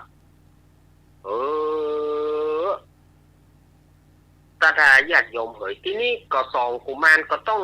หนีหัวซุกหัวตูนแหละถึงเจ้าสุริยันกับจันทคาเปิ้นก็เลยขนานนามว่าจันทคาปู่จีมาจนถึงปัจจุบันนี้เปิ้นก็เอาไปเล่นละครพ่องเล่นลิเกพ่องเอาไปแต่งหนังจักวงพ่องนี่นะ ละครจักวงก็มีอยู่นะเรื่องจันทคาปู่จีนี่เนาะภายหลังมาก็ต้องหัวซุกหัวซูนหนีไปโจรถึงกระทั่งเปิ้นไปได้ดีนะเมื่อลูนมาก็ไปได้ดีอยู่ไปได้เป็นพญาเจ้าเมืองอีกฮะเมื่อลูนมาเป็นพญาเจ้าเมืองก็ยังกึดถึงพ่อถึงแม่ว่าจะมาตอบแทนพ่อแม่แต่พ่อแม่นั่นกับหัวพอเพิ่นบอกว่าเจ้าเหนือหัวเสด็จมาพ่อแม่ก็ต้องว่าปากันจะไปตักน้ำปากันโล่นปากันโล่นไปหมอบไปลบแต่ว่าเจ้าสุริยันกับเจ้าจันทคาปู่จีนี่นะก็เอาเงินเอาอย่างซุกหัวไม่การพ่อแม่ก็ยังบ่หารเชื่อว่ะบ่หารไม่การที่เล็บอยู่ตำนั้นบ่หารว่าบ่ไปซ่อบ่ไปหาบ่ไปซ่อบ่ไปหาหัวเปิ้นจะสมัยตะก่อนเปิ้นหัวอาจยาเจ้าเนาะเปิ้นหัวอาจยาเจ้าหัวว่าจะเจ้าจะลงโทษหัวยังไงก็เลยบ่ไปเอาสตางค์บ่ไปเอาทองคำนั่นทองคำเปิ้นเอาใส่เต็มหัวไม่การน่ะแล้วก่อนเปิ้นเอาเงินนะอย่างใส่หัวไม่การสมัยก่อนไม่การแหบเนาะใจใส่หัวไม่การย่างบ่ไปเอาเพราะว่าคิดว่าปัจจัยลูกตัวเก่าก็เริ่มไปเอาอันนี้เราจะหันถ้าเรามองข้ามว่าพ่อแม่เป็นพ่อแม่ที่ดีบ่ได้เนาะศรัทธาญาติโยมคือว่าฝ่ายจะหันขัดแย้งกับอาตมาก็บอกว่ากันนะอาตมาว่าพ่อแม่ผู้นี้เอาตัวรอดแต่เพียงผู้เดียวถ้ามาฟังแล้วอันนี้คือใจความของนิทานที่ญาติโยมขอมานะจันทคาปู่จีมันก็อาจจะผิดเพี้ยนกับที่ศรัทธาญาติโยมไปเคยได้ยินเนอะมันอาจจะผิดเพี้ยนจากศรัทธาที่ได้ยินเรื่องนี้แต่ว่าอาตมาตัดเอามาจากข้อความสำคัญเอาหัวใจสำคัญของเรื่องนี้มาเล่าอาตมาบอกให้มีรายละเอียดแต่ว่าพอจำได้คร่าวๆอย่างนี้นี่ก็เอามาเล่าให้ศรัทธาญาติโยมได้ฟังเนาะหวังว่าคงจะเป็นประโยชน์กับศรัทธาญาติโยมแล้วก็ศรัทธาญาติโยมที่เพิ่นขอไว้ก่อนได้ฟังนะเนาะเพื่อนจันทคาปู่จีนี่นะพร้อมกันนี้อาตมาภาพก็ ขออำลาศรัทธาอย่างก่อนเนอะเพราะว่าวันพุธนี้เป็นวันพระวันศีลอาตมาก็ต้องตื่นเจ้าต้องมาตีละครั้งสวดมนต์ทำวัดเจ้าอย่างอยู่เนาะก็เสาร์อาทิตย์หน้าอาตมาขอลาถึง2 วันเนอะเสาร์5กับเสาร์6เสาร์5นั้นเพื่อก็จะมีการสวดอบรมสมโภชองค์กฐินวันที่เสาร์6ก็จะเป็นการเทศน์ธรรมบริวารเป็นงานตั้งธรรมหลวงประจำปีที่วัดอาตมาภาพฉะนั้นถึงเสาร์5ถึงเสาร์6อาตมาก็ได้ปะสถาญาติโยมเนอะจะไปปะกันก็2 ธันวาพุ่นเนอะ 2-3 ธันวาพุ่นเนอะจะไปปะกันกรรมเนาะ2-3 ธันวาสุดท้ายของเดือนพุ่นเนอะจะได้ปะกันเนาะเสาร์5เสาร์6อาตมาลาถึง2 วันเนอะสุมาสดาญาติโยมมันจำเป็นแต่ ขอขอบคุณท่านอาจารย์วิศวัตรวรกิจโจครับผมที่เอื้อเฟื้อเวลาให้เข้ากับผมขอขอบคุณท่านอาจารย์สมัครยานาสีโลด้วยครับผม ครับผม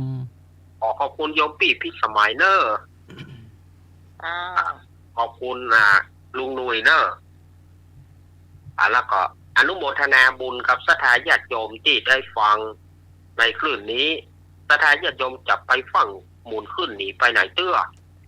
กำเดียวเฮาก็ยังมีรอบต่อไปช่วงต่อไปศรัทธาญาติโยมจะไปฟังหมุนขึ้นหนีไปไหนเตื้อเนออาตมาขออำลาก่อนเนอศรัทธาญาติโยมอยู่ดีมีสุขเหมือนกันทุกผู้ทุกคนอายุวันโนสุขังพลังขอเจริญพร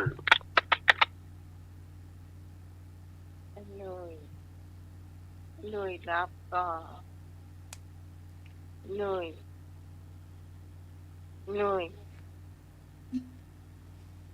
แล้วตัวไม่บุญเนาะไม่บุญที่พรเนาะ ไอ้หน่วยจ้ะ หลับแล้วก็ ขอบพระคุณอาจารย์สมณเณรอารักษ์เนาะได้เล่านิทานเนาะ จ้า วันศีลจ้ะ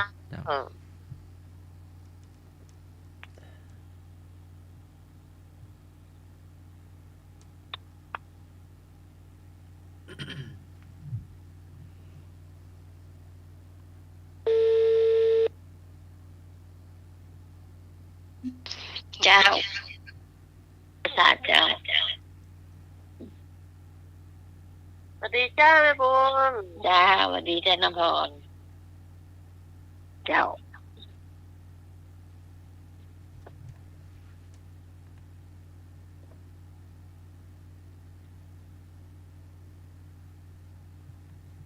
ไอ้หนุ่ยดักเซฟเป็นไหนมูถ้าจะรุดกะรับดิไม่รับรับปะกะรับกะไม่ได้ยินคนนะถ้าจะรุดนะว่า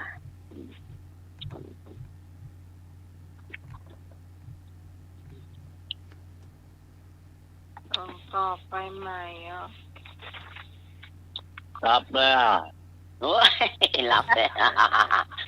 มาแล้วรับเต้บะเฮ้ย รับกา ก็เรียนลากเล่านิทานแน่นะมันต้องรับกันหนู เปิ้นมีงานเปิ้นม่วนเลยมันรับเนี่ย น้องฟังซื้อกันน้องมาขอกินไปฟังมาอย่ามาหู ใครรับเหมือนกันนะ ตู้มันอาการคนนี้โกงกก็ยังเข้าได้หรอกข่าวเร็วอะไร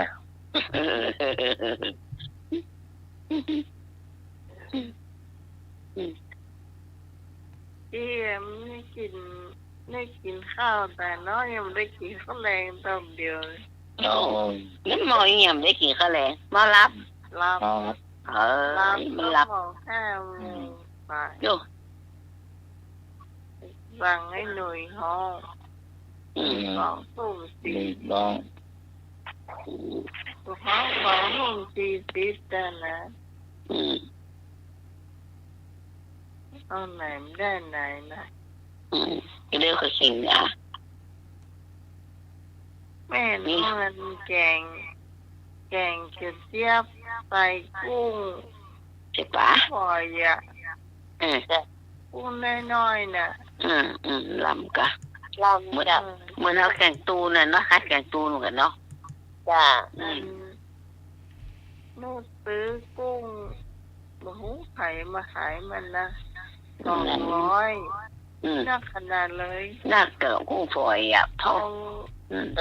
ตำไม่ง่ายเนาะตำเกิงหนึ่งต่ำเอาแบ่งมะนาวเกิงหนึ่งเนี่ยก็ไม่ง่ายกินกันน้องเนาะพ่อแม่เนาะพี่หนุ่มเนาะ4เหรอ4 คนแกเนาะ5 คนละตำซิกิงแค่หน่อยนะเป็นทีเป็น มะนาวก็บีบมะนาวใส่ลำเนี่ยซอยอันผักไผ่หอมด้วนใส่พับอันมะเขือเจ้าพระยาเนาะเหมาะกับหวานเนาะเผื่อมียอดมะกอกเนี่ยยอดมะกอกจ้ะโอ้ไม่ได้กินมันนะเรียนนี่ขายมาให้มันมาขายมันนะ200พี่ดูสิหรอเมาหมดหมดอ่ะ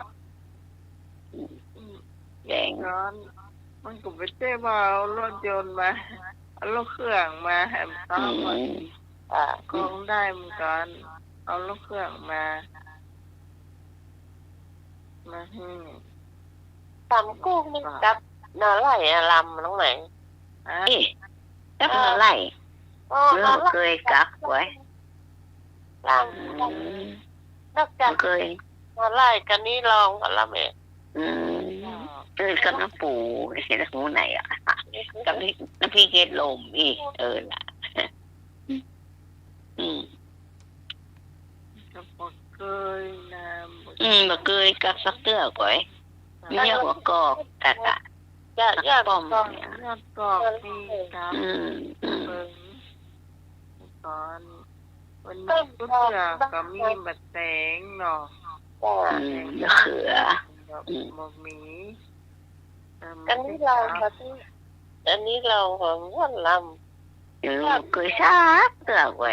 เราโอ้แม่เนี่ยมันเป็นเรื่องอ่ะเขาตึงมาขอกับหน้าอะไรเงี้ยเอาไปนะอะไรเก็บไปนี่ก็ลำได้ต่ำเพราะมีใครกินตัวเองจะมาเกิดนี่เอานี่ก็อะไรเสป่าปลาน้อยมันมีแค่กุ้งกุ้งฝอยแต่กุ้งฝอยก็ลำก็ลำก็เราทำกุ้งเต้นนั่นแหละเต้นตรงกลางอย่างมันเป็นมันโดนพริกโดนมะนาวเต้นหนุ่มต้นย่างนี่บัดเราไปทำกุ้งเต้นเอาตำเอาหวานก็เพื่อนได้กินด้วยเนาะมันต้องกุ้งสดต่ำแล้วนะแม่ว่าจำมาได้นะแต่ยังฟ่องเนาะแก้วกินไปด้วยใจเนาะกินไปด้วยกุ้งไม่ได้เพิ่นเลี้ยงเอาเนอะเพิ่นเลี้ยงในทางซีเมนต์กลมๆนะ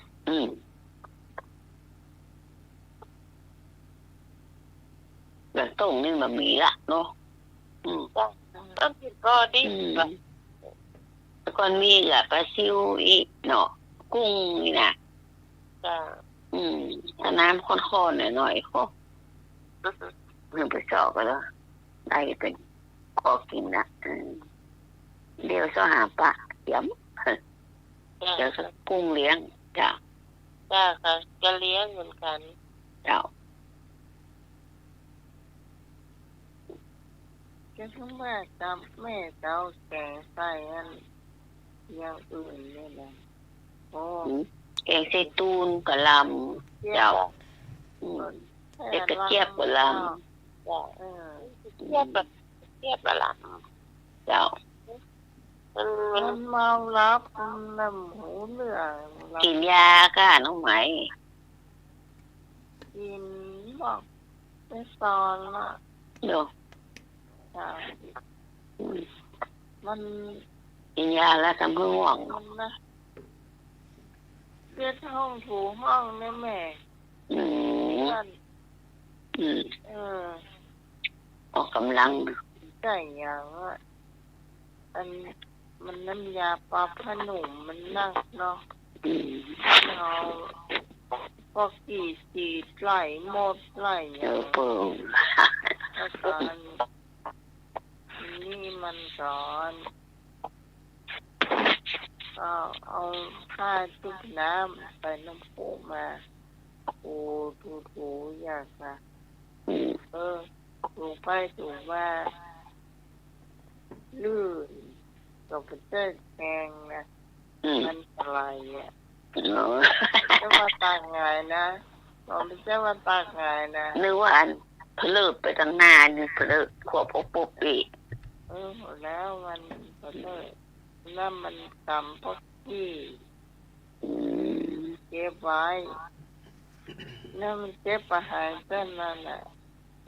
อันนี้มันเห็นได้กระเจี๊ยบนึกถึงหนึ่งกันนั่นห้องเนี่ยมันสะอาดเนี่ยน้ำธรรมดานะเพราะว่าห้องเขามันเป็นน้ำยาปลาขนมมันเหนียวอ่ะนั่นอยู่แล้วนะอ้อผสมมันเนี่ยอย่างนั้นนั่นก็ใช่ผสมกับน้ำยาเนี่ยอย่างนั้นเลยน้ำส้มใส่ชูน้ำคนละครึ่งเนี่ยค่ะเอาไว้ไหลหมดเวลามันฉีดนะหมดมันก็อันดีเอาฉีดทั้งใต้มาไปทั้งเหนือมาทั้งใต้มันลวกเลยแหละลบนะมันก็นี่เอาก็ลำคาญมันก็ไล่ฉีดตำปืนนะกะมันก็ไปไหนไม่ได้เนาะไปไหนไม่ได้มันก็อยู่ตำเนี้ยเลยอันผ้าชุบน้ำมันเจ็ดแม่เนี่ยแป้งเนาะตักใส่หอยที่มันเตียวมาแป้งรู้เรื่องไหนแซ่บปะมันหนีไปแต่แม่เจ้าแป้งมันคิวๆหน่อยนะมันเป็นมดที่เมี่ยงแม่มดที่เมี่ยงนอกมดอย่างไรมดที่เมี่ยงนะมดพันขามดน้อยๆน่ะมันจิ๋วตัวนิ้วเหม็นๆนะกะคนเมืองกองห้องหมดเหรอมันเหม็นๆนะหมดเนี่ยพวกตัวนิ้วนะแล้วมันเหม็นเนาะนิ้วเหม็นเขาห้องหมดขี้แห่เขาอ่ะเหม็นในขี้แห่นะกะมันกบเขาได้นะมันไหวที่ตามแวดเตียงถ้ามันนะขึ้นเตียงน้อยนะน้องเอาพวกขี่ไล่ขี่แปดเตียงแล้วมันก็ขึ้นเตียงมาได้นะขึ้นมาได้แต่ถ้าลงเตียงไม่ได้ระวังเกือบเขาดีแต่มันตอมอยู่เกือบมันกันทำไปอยู่นั่นว่าว่าดีมอ่ะเกือบอ่ะโอ้ทีมนี่เลยอ่ะตาไปบ้าไอ้หรอเนี่ยปอยหลวงอยู่ที่เกือบมากเนี่ยถ้าเย็นก็มาเข้าไปอยู่เนาะร้านเนี่ยเขาเหมาะเนี่ยร้านที่นี่นี่อย่างก็มันเป็นเจ้าเขากำเก่าไอ้น้อยกำเก่า คำว่าเก่ากองโองก ตัวกองอกหยกใครเขาอยู่มากองงานอกหยกค่ะไอ้ว่าคนยังมากองงานอกหยกขนาดอีก หมาน้อยนอนกันกองกัน กองแค่ไหนเนี่ยจะกองงานออกยอกนะกองอกหยกกองทะลึบกองทะลึบเนี่ยมาซ้อนกับเป็นจานเนาะกองทะลึบเนาะถ้ามากองโองกแล้วนี่ไอ้ก็ว่าอะไรนี่ก็ไม่ยากไปเสร็จ กองเที่ยกองโยกโรงเรียนก็ไม่ได้เนาะเราโจมมาเนาะ ไปเรื่องก็ของหน้าบ้านไอ้หน่อย ต้องเมื่อ แต่ว่ากองใส่ละบนกองงานไว้คือใดก่ะครับก็โองกไปเลยนะใช่ปะอยากคนควรที่ไหนมาก็มาหูเอาควายที่ไหนมาหูเอามากองว่าตัวเก่าอกยกเนี่ยอ่ะเราไม่ได้โรงเรียนหลายวันแล้วเขาเลิกมีอย่างเนอะเขาเลิกนี่เขาเลิกนี่พอนโอ้เอายังนอนเลี้ยงกันการแถวลึกให้อ่ะเลี้ยงนอนกันแถวนั่นนะกองแถวลึกเลยนะนอนตื่นครับบนตื่นการงานขึ้นบ้านใหม่งานอย่างกันที่ประช่วยกันนะน้องไม่ครัวอะไรแบบนอนด้วยกันแถวไม่ครัวเนี่ยถือว่าข้าวเลยเนาะโอ้มาก่อเขาลืมอย่าเนาะ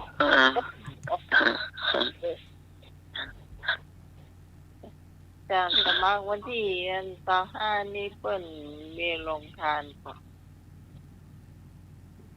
ว่าสาเหตุน่ะมีอยู่ก้ามีเจ้ามันตึงมีเจ้ามีนักก็น้อยเนาะจ้าน้ำนี่แน่นอนถ้าฮอนก็หายอันนี้มีไปกลางของน้ำของการน้ำกวดมี2 วัดก่อนครับน้ำมันขาดม้วนเจ้ามีตัวใดก็เสี่ยงนั้นก็น้องนี่จะมีกันหน้ากันไหนได้ผิวงามผิวผ่องใสเนาะ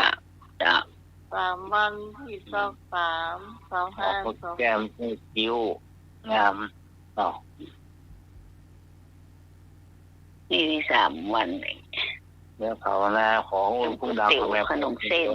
เนาะวันที่23มีก๋วยเตี๋ยวแต่วันที่25 26นี่นักเจ้าเป็นแถวเป็นแนวอ่ะคนมันจะหลายแล้วเนาะหมู่บ้านอ่ะมาหมดอ่ะมีพร้อมเรื่องหมดละเนาะไม่หมดเนาะแม่นมันใกล้จะหมดแล้วหรอวันที่27นี่มีแล้ว27เจ้ากระสีสามัคคีเนาะต่อไปจะเป็นภาคป่า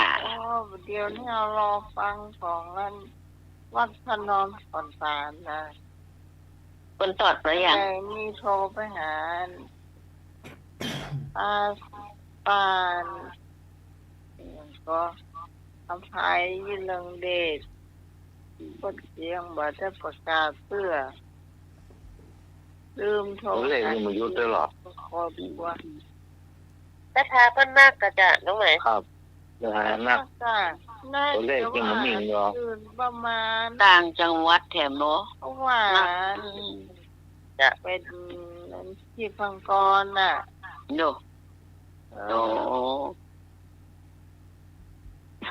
กระถิ่นหลวงเนาะหลวงห้องที่พังกรละมีโทษที่วัดครูบาอินทร7 ล้านป่ายอ่ะโอ้บางทีมันหนักละล้านไกพรซึ่งว่าจะเป็นล้านขึ้นน่ะกระถิ่นนี่นะโอ้บางทองนั่นน่ะเนาะ7 ล้านเอา7 ล้านป่ายเนาะสร้างวัดซ่อมแซมท่านซ่อมแซมนี่เนาะวัน5แล้วเนาะประธานกฐินวันที่5 พฤศจิกา 7,7,000,000นี่ยังตัวเลขยังมานิ่งแต่เนาะ โอ้ ได้รวมแต่ลูกศิษย์ตังมาเลเซียกรุงเทพพรสวรรค์และ101กาฬสินธุ์อย่างผู้ได้มานะ อืม 2526บารมีคนนัก จ้ะ รักษาศีล อ๋ออันนี้ผู้ปามีเป็น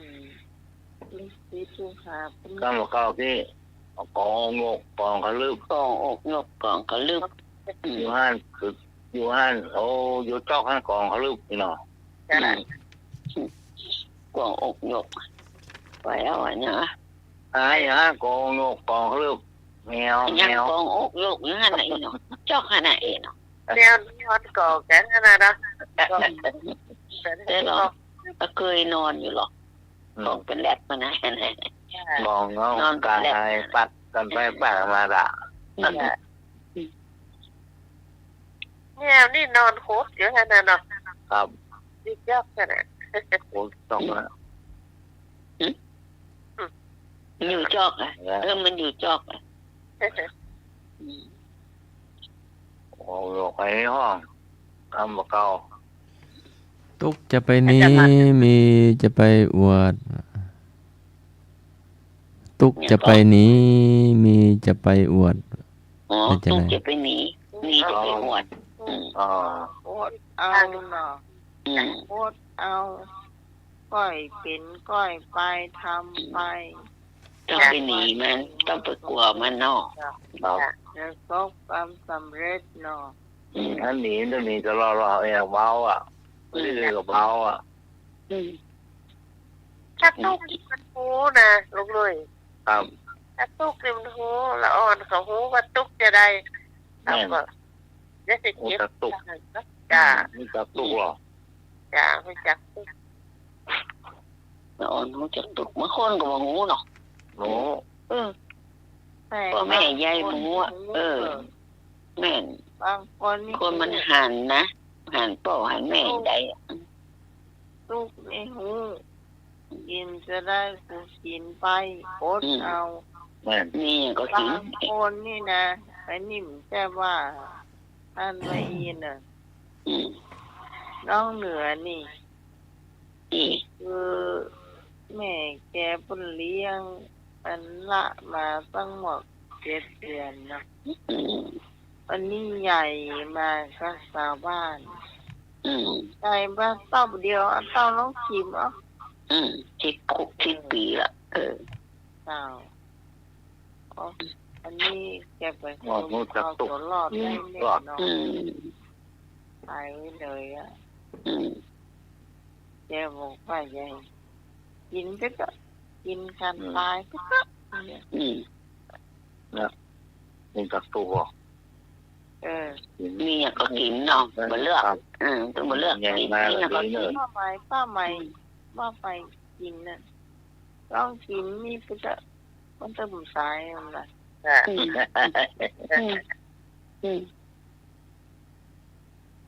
เจ๊ก็มีจะไปอวดมีอยู่ไปอ้วน เกิดพอเกิดมาแม่เขาไม่เคยแกงกินนะแกงก็แค่ผักเสี่ยวผักเสี่ยวมันขมๆไปหน่อยผักเสี่ยวมันเป็นจะได้แล้วก็บ่มีจีนยอดน้อยๆแวะตามหัวน่ะผักเสี่ยวอ่ะยอดมันติดตุ้ยขมนิดหน่อยขมนิดหน่อยมันหีบเขาก็หีบเนาะน้อยเดียวกันนั่นนะยิ้มไม่ต้องมาแกงพระกฐินก็ล่ำลวกกันนะรังอ่ะพังริงเขาใส่พริกลาบเลยล่ะลวกไปยำว่าไปเลยก็ไปใส่พริกลาบอะไรนะมาเปิงกะ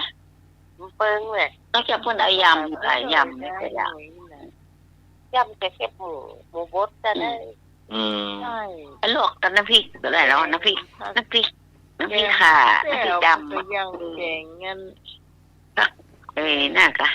ผัก มัน อย่าง ก็ ก็ ยังเก่งพักกระถินนั่นแหละ นั่นน่ะมันก็ลดขมๆน้อยๆแบบ แต่พักไป อืม อืม ไม่ใช่ผักลาก็เลยน้อยต่อ หนี นี่แกงก็มาแน่นอน พักกระถินเรื่องพักแซวเนาะ หนูก็ลำดีนะ เป็นหน้า มันทอน ตัวแกนน่ะ อืม กินก็เตอร์ป้าไหมกินก็เตอร์ อืม ผักกระถินนี่นะกับพริกตะแดงกับสดอะลำอะ อืม ครับ จ้ะ พริกแสดงนะพริกป่าผ่อง ลูกเลยเอากระเล่าพริกตะแดงเนอะ ครับ เอาผักกระถินจะไว้ในไว้ปืนกันเข้าอ่องเข้าล่องน่ะกินไปนั่นหลับวะ เดี๋ยวโลด องค์กระลง โอ้ องค์ นะ ไฟนอนเนี่ย ครับ กินหนักหมอนี่ อ่า แล้วที่เขาเอาหมูกรอบไว้จัดหน้าจะเป็นถุง อ๋อ น้ำพริกนะ เอาน้ำพริกตะแดงก็ใส่ในฮะนะก็เอาไป โอ้ อ๋อ จ้ะ อม เลยครับรีบร้อยเนาะ อืม ที่กะปิก้านี่ดูมันกว่าโอ้บ่กับแล้วเนาะจ้ะ แม่ ก่อนนะ โอ้โหโอกาสได้ สมัครเมียฟังเจีย ตอนนั้นน่ะหมอ เจ้ามีอยู่ เจียมา เจียละ เอากำมาเก่าอีกคำซื้อควายยามนาซื้อผ้ายามหนาว โอ้เปลงกะ แป้ง ไม่เปลงกะ อืม เสื้อหนาวหน้าหนาวอ่ะ อ๋อ เปิ้นนั้นกำลังไถให้ไถนา อืม เอาไปเสาะซื้อ แป้งจ้ะ แม่นซื้อ แป้ง ผ้ายามหนาว เปลงอย่างหมอ แป้งเหมือนกัน ซื้อเสื้อหนาวเนี่ยต้องซื้อหน้าแรงซื้อไว้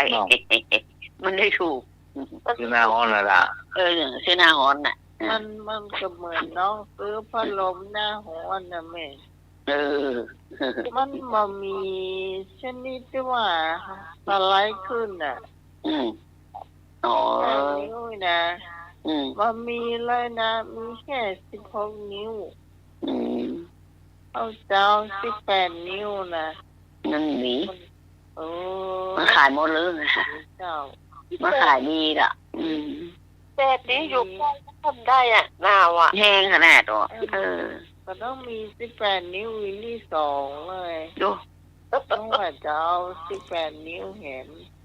เอาที่มันมีขายเนาะมันอันนี้มันเป็นตั้งโต๊ะเนี่ย พอไปถามมันมีการ16 นิ้วก็เล่ามา2 อันเหมือนกัน อันนั้นมี16 นิ้วที่เป็นภาพตลาดอีกว่ะ น่ะจำไว้ไม่ซื้อไว้หน้าหนาว พัดลม เต็มนี่ เต็มห้องอะไรอ่ะ ไปเข้ามาโอ้โหพัดลมน้ำตาลว่า นี่ก็ใส่ห้องแอร์ แต่ว่าเขาว่ามันจะดีกว่านะไปแอร์นะอันนี้ถ้าเขาขยายไปนะเขามีล้อหรอล้อโทรไปโทรมาได้นะสามารถย้ายไปได้ คือเสื้อหน้าหนาวเนาะ เสื้อหน้าหนาวห้ามไปซื้อ เนาะ มันแปลง แปลงได้หรอ ต้องซื้อหน้าร้อน หนาวสั่งเข้ากับตัวเท่าไร เตรียมไว้ก่อน อะไรก็เอาอ่ะเนาะ เตรียมไว้ก่อน มันได้ของหรอก ใช่นี่เสื้อกันหนาวอ่ะ อืม หน้าหนาว จะได้ใจทำเด่นได้ใจจ้ะ เร็ววักหาพัดตัวบ่เนาะ ครับ เมื่อ สวมเลย จะได้ตายละมันหนาว จะได้ใจหุ่นโฮมบางๆนั่นน่ะ เออ โอ้ เมาหนาตัว สมัยนี้ ใหม่เนี่ยโผล่หนาตัวบุดตัวอ่ะ ครับ บอกอันนี้ว่าใจโฮมบาง อันนี้เป็นผ้าห่มยายพลีอ่ะ ๆ เอากำอันเราเจ้าเนาะ เราเจีย ไปไหนวะไปล้างบาทวะอ้าว เวลาบาท พากลับมา จานข้าว บาทมีไหนลืมเอาบาทไปตัววะ นั่นไปจากบ้านแล้วมีบาทไปนี่ได้อ่ะ ไปล้างบาท ไปล้างบาทแล้วบอม บ่ได้เอาบาทไป ปี นะ กมา นั่น เจ้าหมูก็ถามเอ้ามาหยังมาเอาบาทวะ ไปล้างบาท ลืมบาทไปล้างวะ นั่นเตี้ยวไปบ่ได้ อ้าวจบไปหนึ่งเรื่อง น่ะเดี๋ยวละต่อเรื่องสอง พะเลิศเนาะพะเลิศดอยโอ้ไปเลยกิ้งลงลูก แล้ว เบิก แข่ง อ่ะ มันมีที่จับก่อนนะกะมีเกาไม้มี เอาเปียไว้ก่อนเนาะ เปียไว้ก่อนอ่ะขอบเตียงน่ะขอบเตียงน่ะ ต้นไม้อ่ะ มัน ปะ พะเลิศ เอาเปียไว้ เนาะ ก่อน พะเลิศ ไปเลยมันไป มั เล น ย ลิงเนาะมันเป็นลิงดอย ม เขาจะเอาเตียงขาเตียงขึ้นก็เทปูนเนาะเป็นลิงดอยปักกดอ่ะปักเต็นท์นะ อ๋อนั่นพะเลิศอ่ะเนาะก้อนหิน ครั พั บ ง อย่างหินน้อยๆเพลิดเลยเนาะ มันเป็นลิง ให้มาเปียไว้ก่อน มันเป็นลิง ลง นะ แล้วแข้งเขาเป็นแผลนะ น่าแข่งโนเลย มันเป็นแผลนะครับมันหูดไป ถ้าเรา หูด พอเปิดกันเนาะมัน หู พูด ไป กับวิธีดินมีหินเนี่ยเนาะ ครับ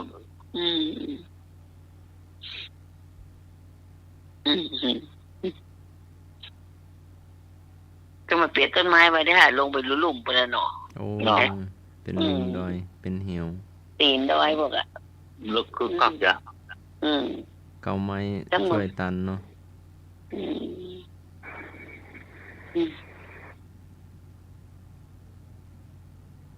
จบไปสองเรื่อง เอารถแดงต้องลอยโปะไปเด้อวะโปะเป็นจะได้แม่ อย่างวะโปะ โปะเรือวะพอมาดู โปะเรือ พารถข้ามน้ำดอยเต่าอะฝั่งนี้นะฝั่งถนนนี่นะเอาฮับตู้เจ้าไปก่อนเนาะแล้วก็ปิกมาฮับรถแดงวะก็ครัวไม่กดมีบาทมีสปาเนาะเก่งเนาะเรือถอยหลังห้องเรือโค้งเนาะถอยหลังตั้งหลัก เขาเก่งจะตายมึง มาฮับตู้เจ้าก็เดี๋ยวมาฮับรถวัดก็เดี๋ยวมาฮับรถแดง กระโปะน่ะกระทิมฮับรถน่ะกระโปะเป็นห้องโปะไปจ้ะกะ แม่ โอ้น่ะมันคล้ายเรือ น้อ แม่ ยเจ้าพูดนะ อืม หมานักขนาดน่ะ นี่ เนาะ อืม เดี๋ยวเขาไปหาปลาตรงวันน่ะ อืม บ่อเรือผมเคยข้ามแม่น้ำเจ้าพระยามาแล้วครับ จ้ะ เรือ ต้นไม้เนาะ ครับเปิ้ลแบบแผ่นเล็กลูกผมขอรถ10 ล้อขึ้น เห็น ได้ ขึ้นล้อก็ขึ้นได้เนาะ ครับ รถใหญ่ ข้า ก็ ม ขึ้ แม่ นได้นะ น้ำเจ้าพ ล้ ระ อย ามันกว้างใหญ่ จ้ะ อืม ล้อใส่ได้บุ ข้าม กี่ จาก กัน ภา ว่ะ คแดนไปพวกอันอย่างกระเดกกระเนอสมุทรปราการข้ามจากภาคประแดนข้ามปูเหลืองข้ามแม่น้ำเจ้าพระยา มันจะไกลหน่อยเด้อ ไอ้เรื่อง ข้ามเรือสวัสดิ์บริษัทนาวาสมุทรจำกัด ไอ้เรื่อง ครับ มีคำถามจุดถามไม่นึกขึ้นต้นได้ต่อเสือลงท้ายด้วยรอเรือ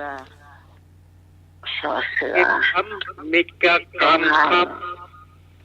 สี่กรรม อีกกรรมอันนี้ผมว่าโอ้นะคือบอกเฮ้ยครับเดี๋ยวผมจะถามอะไรรอถึงช่วงละก่อน ถามเลยเดี๋ยวเวลาจะหมด ครับ ถามเลย อะไรเพราะอะไรนกคุ้มถึงบัดจับไหมบัดจับเก่งไหมเพราะอะไรนกคุ้มถึงไม่จับเก่งไหม มันถึงเกาะไรอ่ะมันมีสระอุกะมันมีสีนะ พะเลิศ ใช่ นกคุ้ม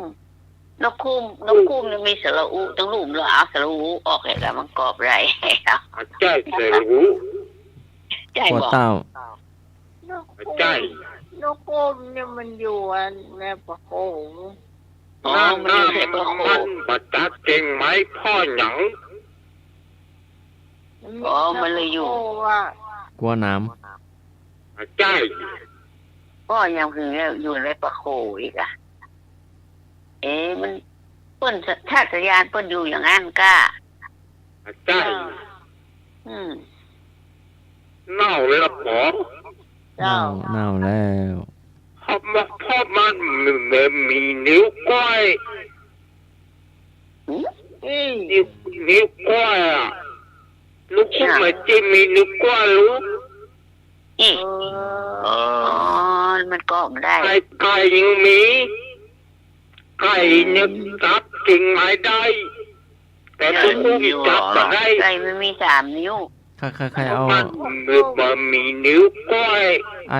เอานิ้วก้อยไปนะ อยู่ในประโขงเขาจ้างไปตอดมันไป ไอ้ ต้ นึ อก งมาซูมไก่นี่ไป ไอ้นึกเอา ซูม นิ้ว เอา ก้อยไป เมื่อ ก่อ คืน น ลูกคุณ อันนี้จบละนี่ตาลงมือพ่องสนามอันยาสนา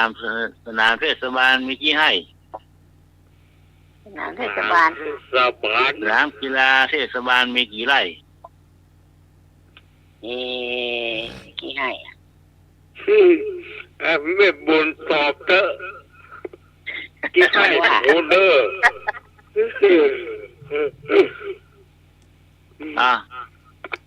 สนามกีฬาเทศบาลมีกี่ให้ 2 ให้ 2 บาลูก ให้เดียว บาใจ ไปไล่ไปไล่มา บาใจ ไปมา ไปแล้วมากับบาใจ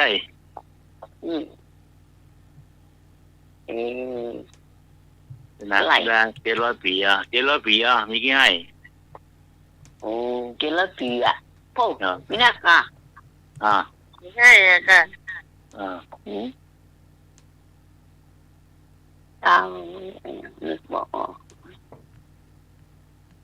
มีกี่ให้ อันนี้มีนิ้วก้อยจับได้อันนี้มีสนามกีฬามีกี่ให้สนามกีฬา 700 ให้ บรรทุก 700 ปี700 ให้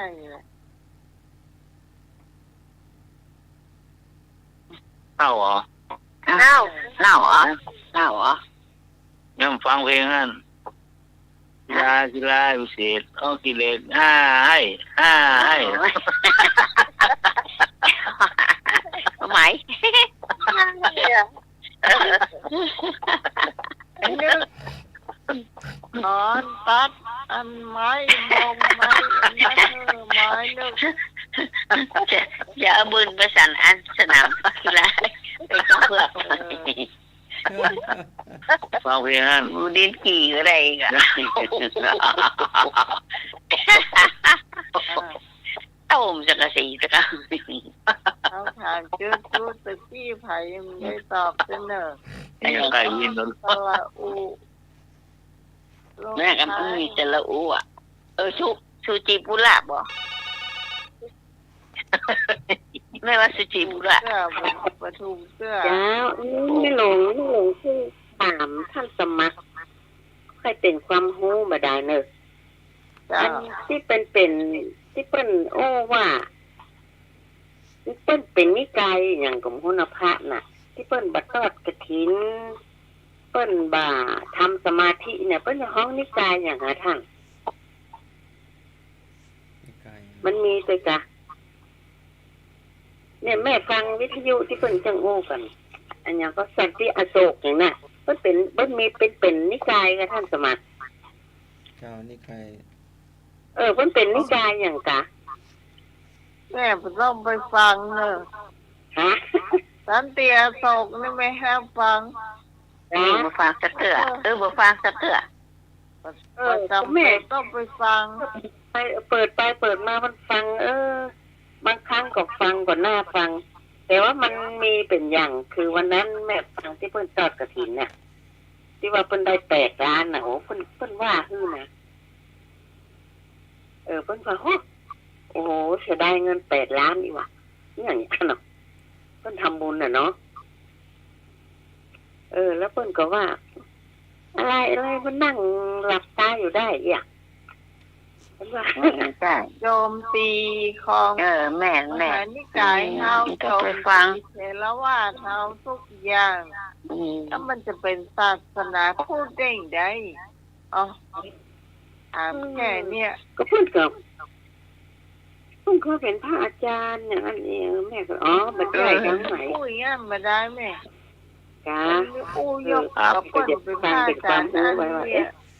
เพิ่นอันไหนถ้าแม่ฟังแล้วแม่คิดไปตัวเนี่ยแม่จะหูเลยโจมตีผู้คนโจมตีรัฐบาลผู้คนยกเว้นก็แม่กับแม่ก็ว่าน่ะแต่เพิ่นก็ทำบุญกันลุกอันนี้เพิ่นก็ประเทศเพิ่นมาทำบุญนะน้องไหมอันแถวเพิ่นก็มีใหญ่ๆทั้งนั้นเลยนะเพิ่นฟังนะมีคนเบื้องหลังโนนอยู่สู้สนามกีฬามาเอาได้5 ให้แน่นอนจะเที่ยงคืนแล้วเนาะเต่งคืนละแม่บุญเจ้าที่นะแม่เกือบถูกละมันคิดตัวสุดท้ายชูจีปุระนั่นน่ะเจละมันเป็นหยังลิชูจีปุริจีปุริมันติดเป็นสุดท้ายน้อยเดียวถึงใจปุริสละอีนั่นก็สละนี่น้องพรมาท้วงตัวอ่ะมันเป็นลิขิตอ่ะปูนี่คือปุจฉานี่คือลิขิตอ่ะคิดไปตัวหนึ่งเนาะยังแค่นั้นยังถูกหรอกตัวหนึ่งนี่เป็นตัวหนึ่งติดเฉยจะละเจ้าเตียงแล้วเนอะเจ้าร่างเลยเจ้าครับใหม่ลาแหละน้องใหม่ลาก็แล้วบอกสำหรับวันนี้ขอบคุณพระอาจารย์พระครูสมุวิศวรวรกิจโจผู้ในการสถานีผู้ควบคุมเสียงเลิกเพลงคุณผู้ฟังได้ฟังด้วยสำหรับทีมงานธรรมคาเชียนเราจะมาพบปะกับคุณผู้ฟังใหม่ เสาร์อาทิตย์หน้า3 ทุ่มถึงเที่ยงคืนนะเจ้าสำหรับพระเจ้าพิสมัยสุริยดอนชาวบ้านนนปันตำบลเมืองแก้วอำเภอแม่ริมจังหวัดเชียงใหม่ขอบคุณพระอาจารย์สมัครยานาชีโลนะเจ้าขอบคุณไอ้หนุ่ยขอบคุณพี่วอนขอบคุณพี่บุญแล้วก็ เจ้า ทีมงานธรรมะคลายเครียดทุกคนนะเจ้าที่ฟังเราจนจบรายการนี้นะเจ้า เจ้าภาษาอาจารย์เจ้า มาทำไมขอคุณผู้ฟังนอนรับฝันดีเหมือนกันทุกคนสวัสดีเจ้า ครับ ภาษาเจ้าสมัครตัวเนอะสวัสดีไอ้หนุ่ยสวัสดีน้องพรสวัสดีน้องใหม่เนอะ ครับ เจ้า ให้เนาะ เที่ยวไปลาฝัด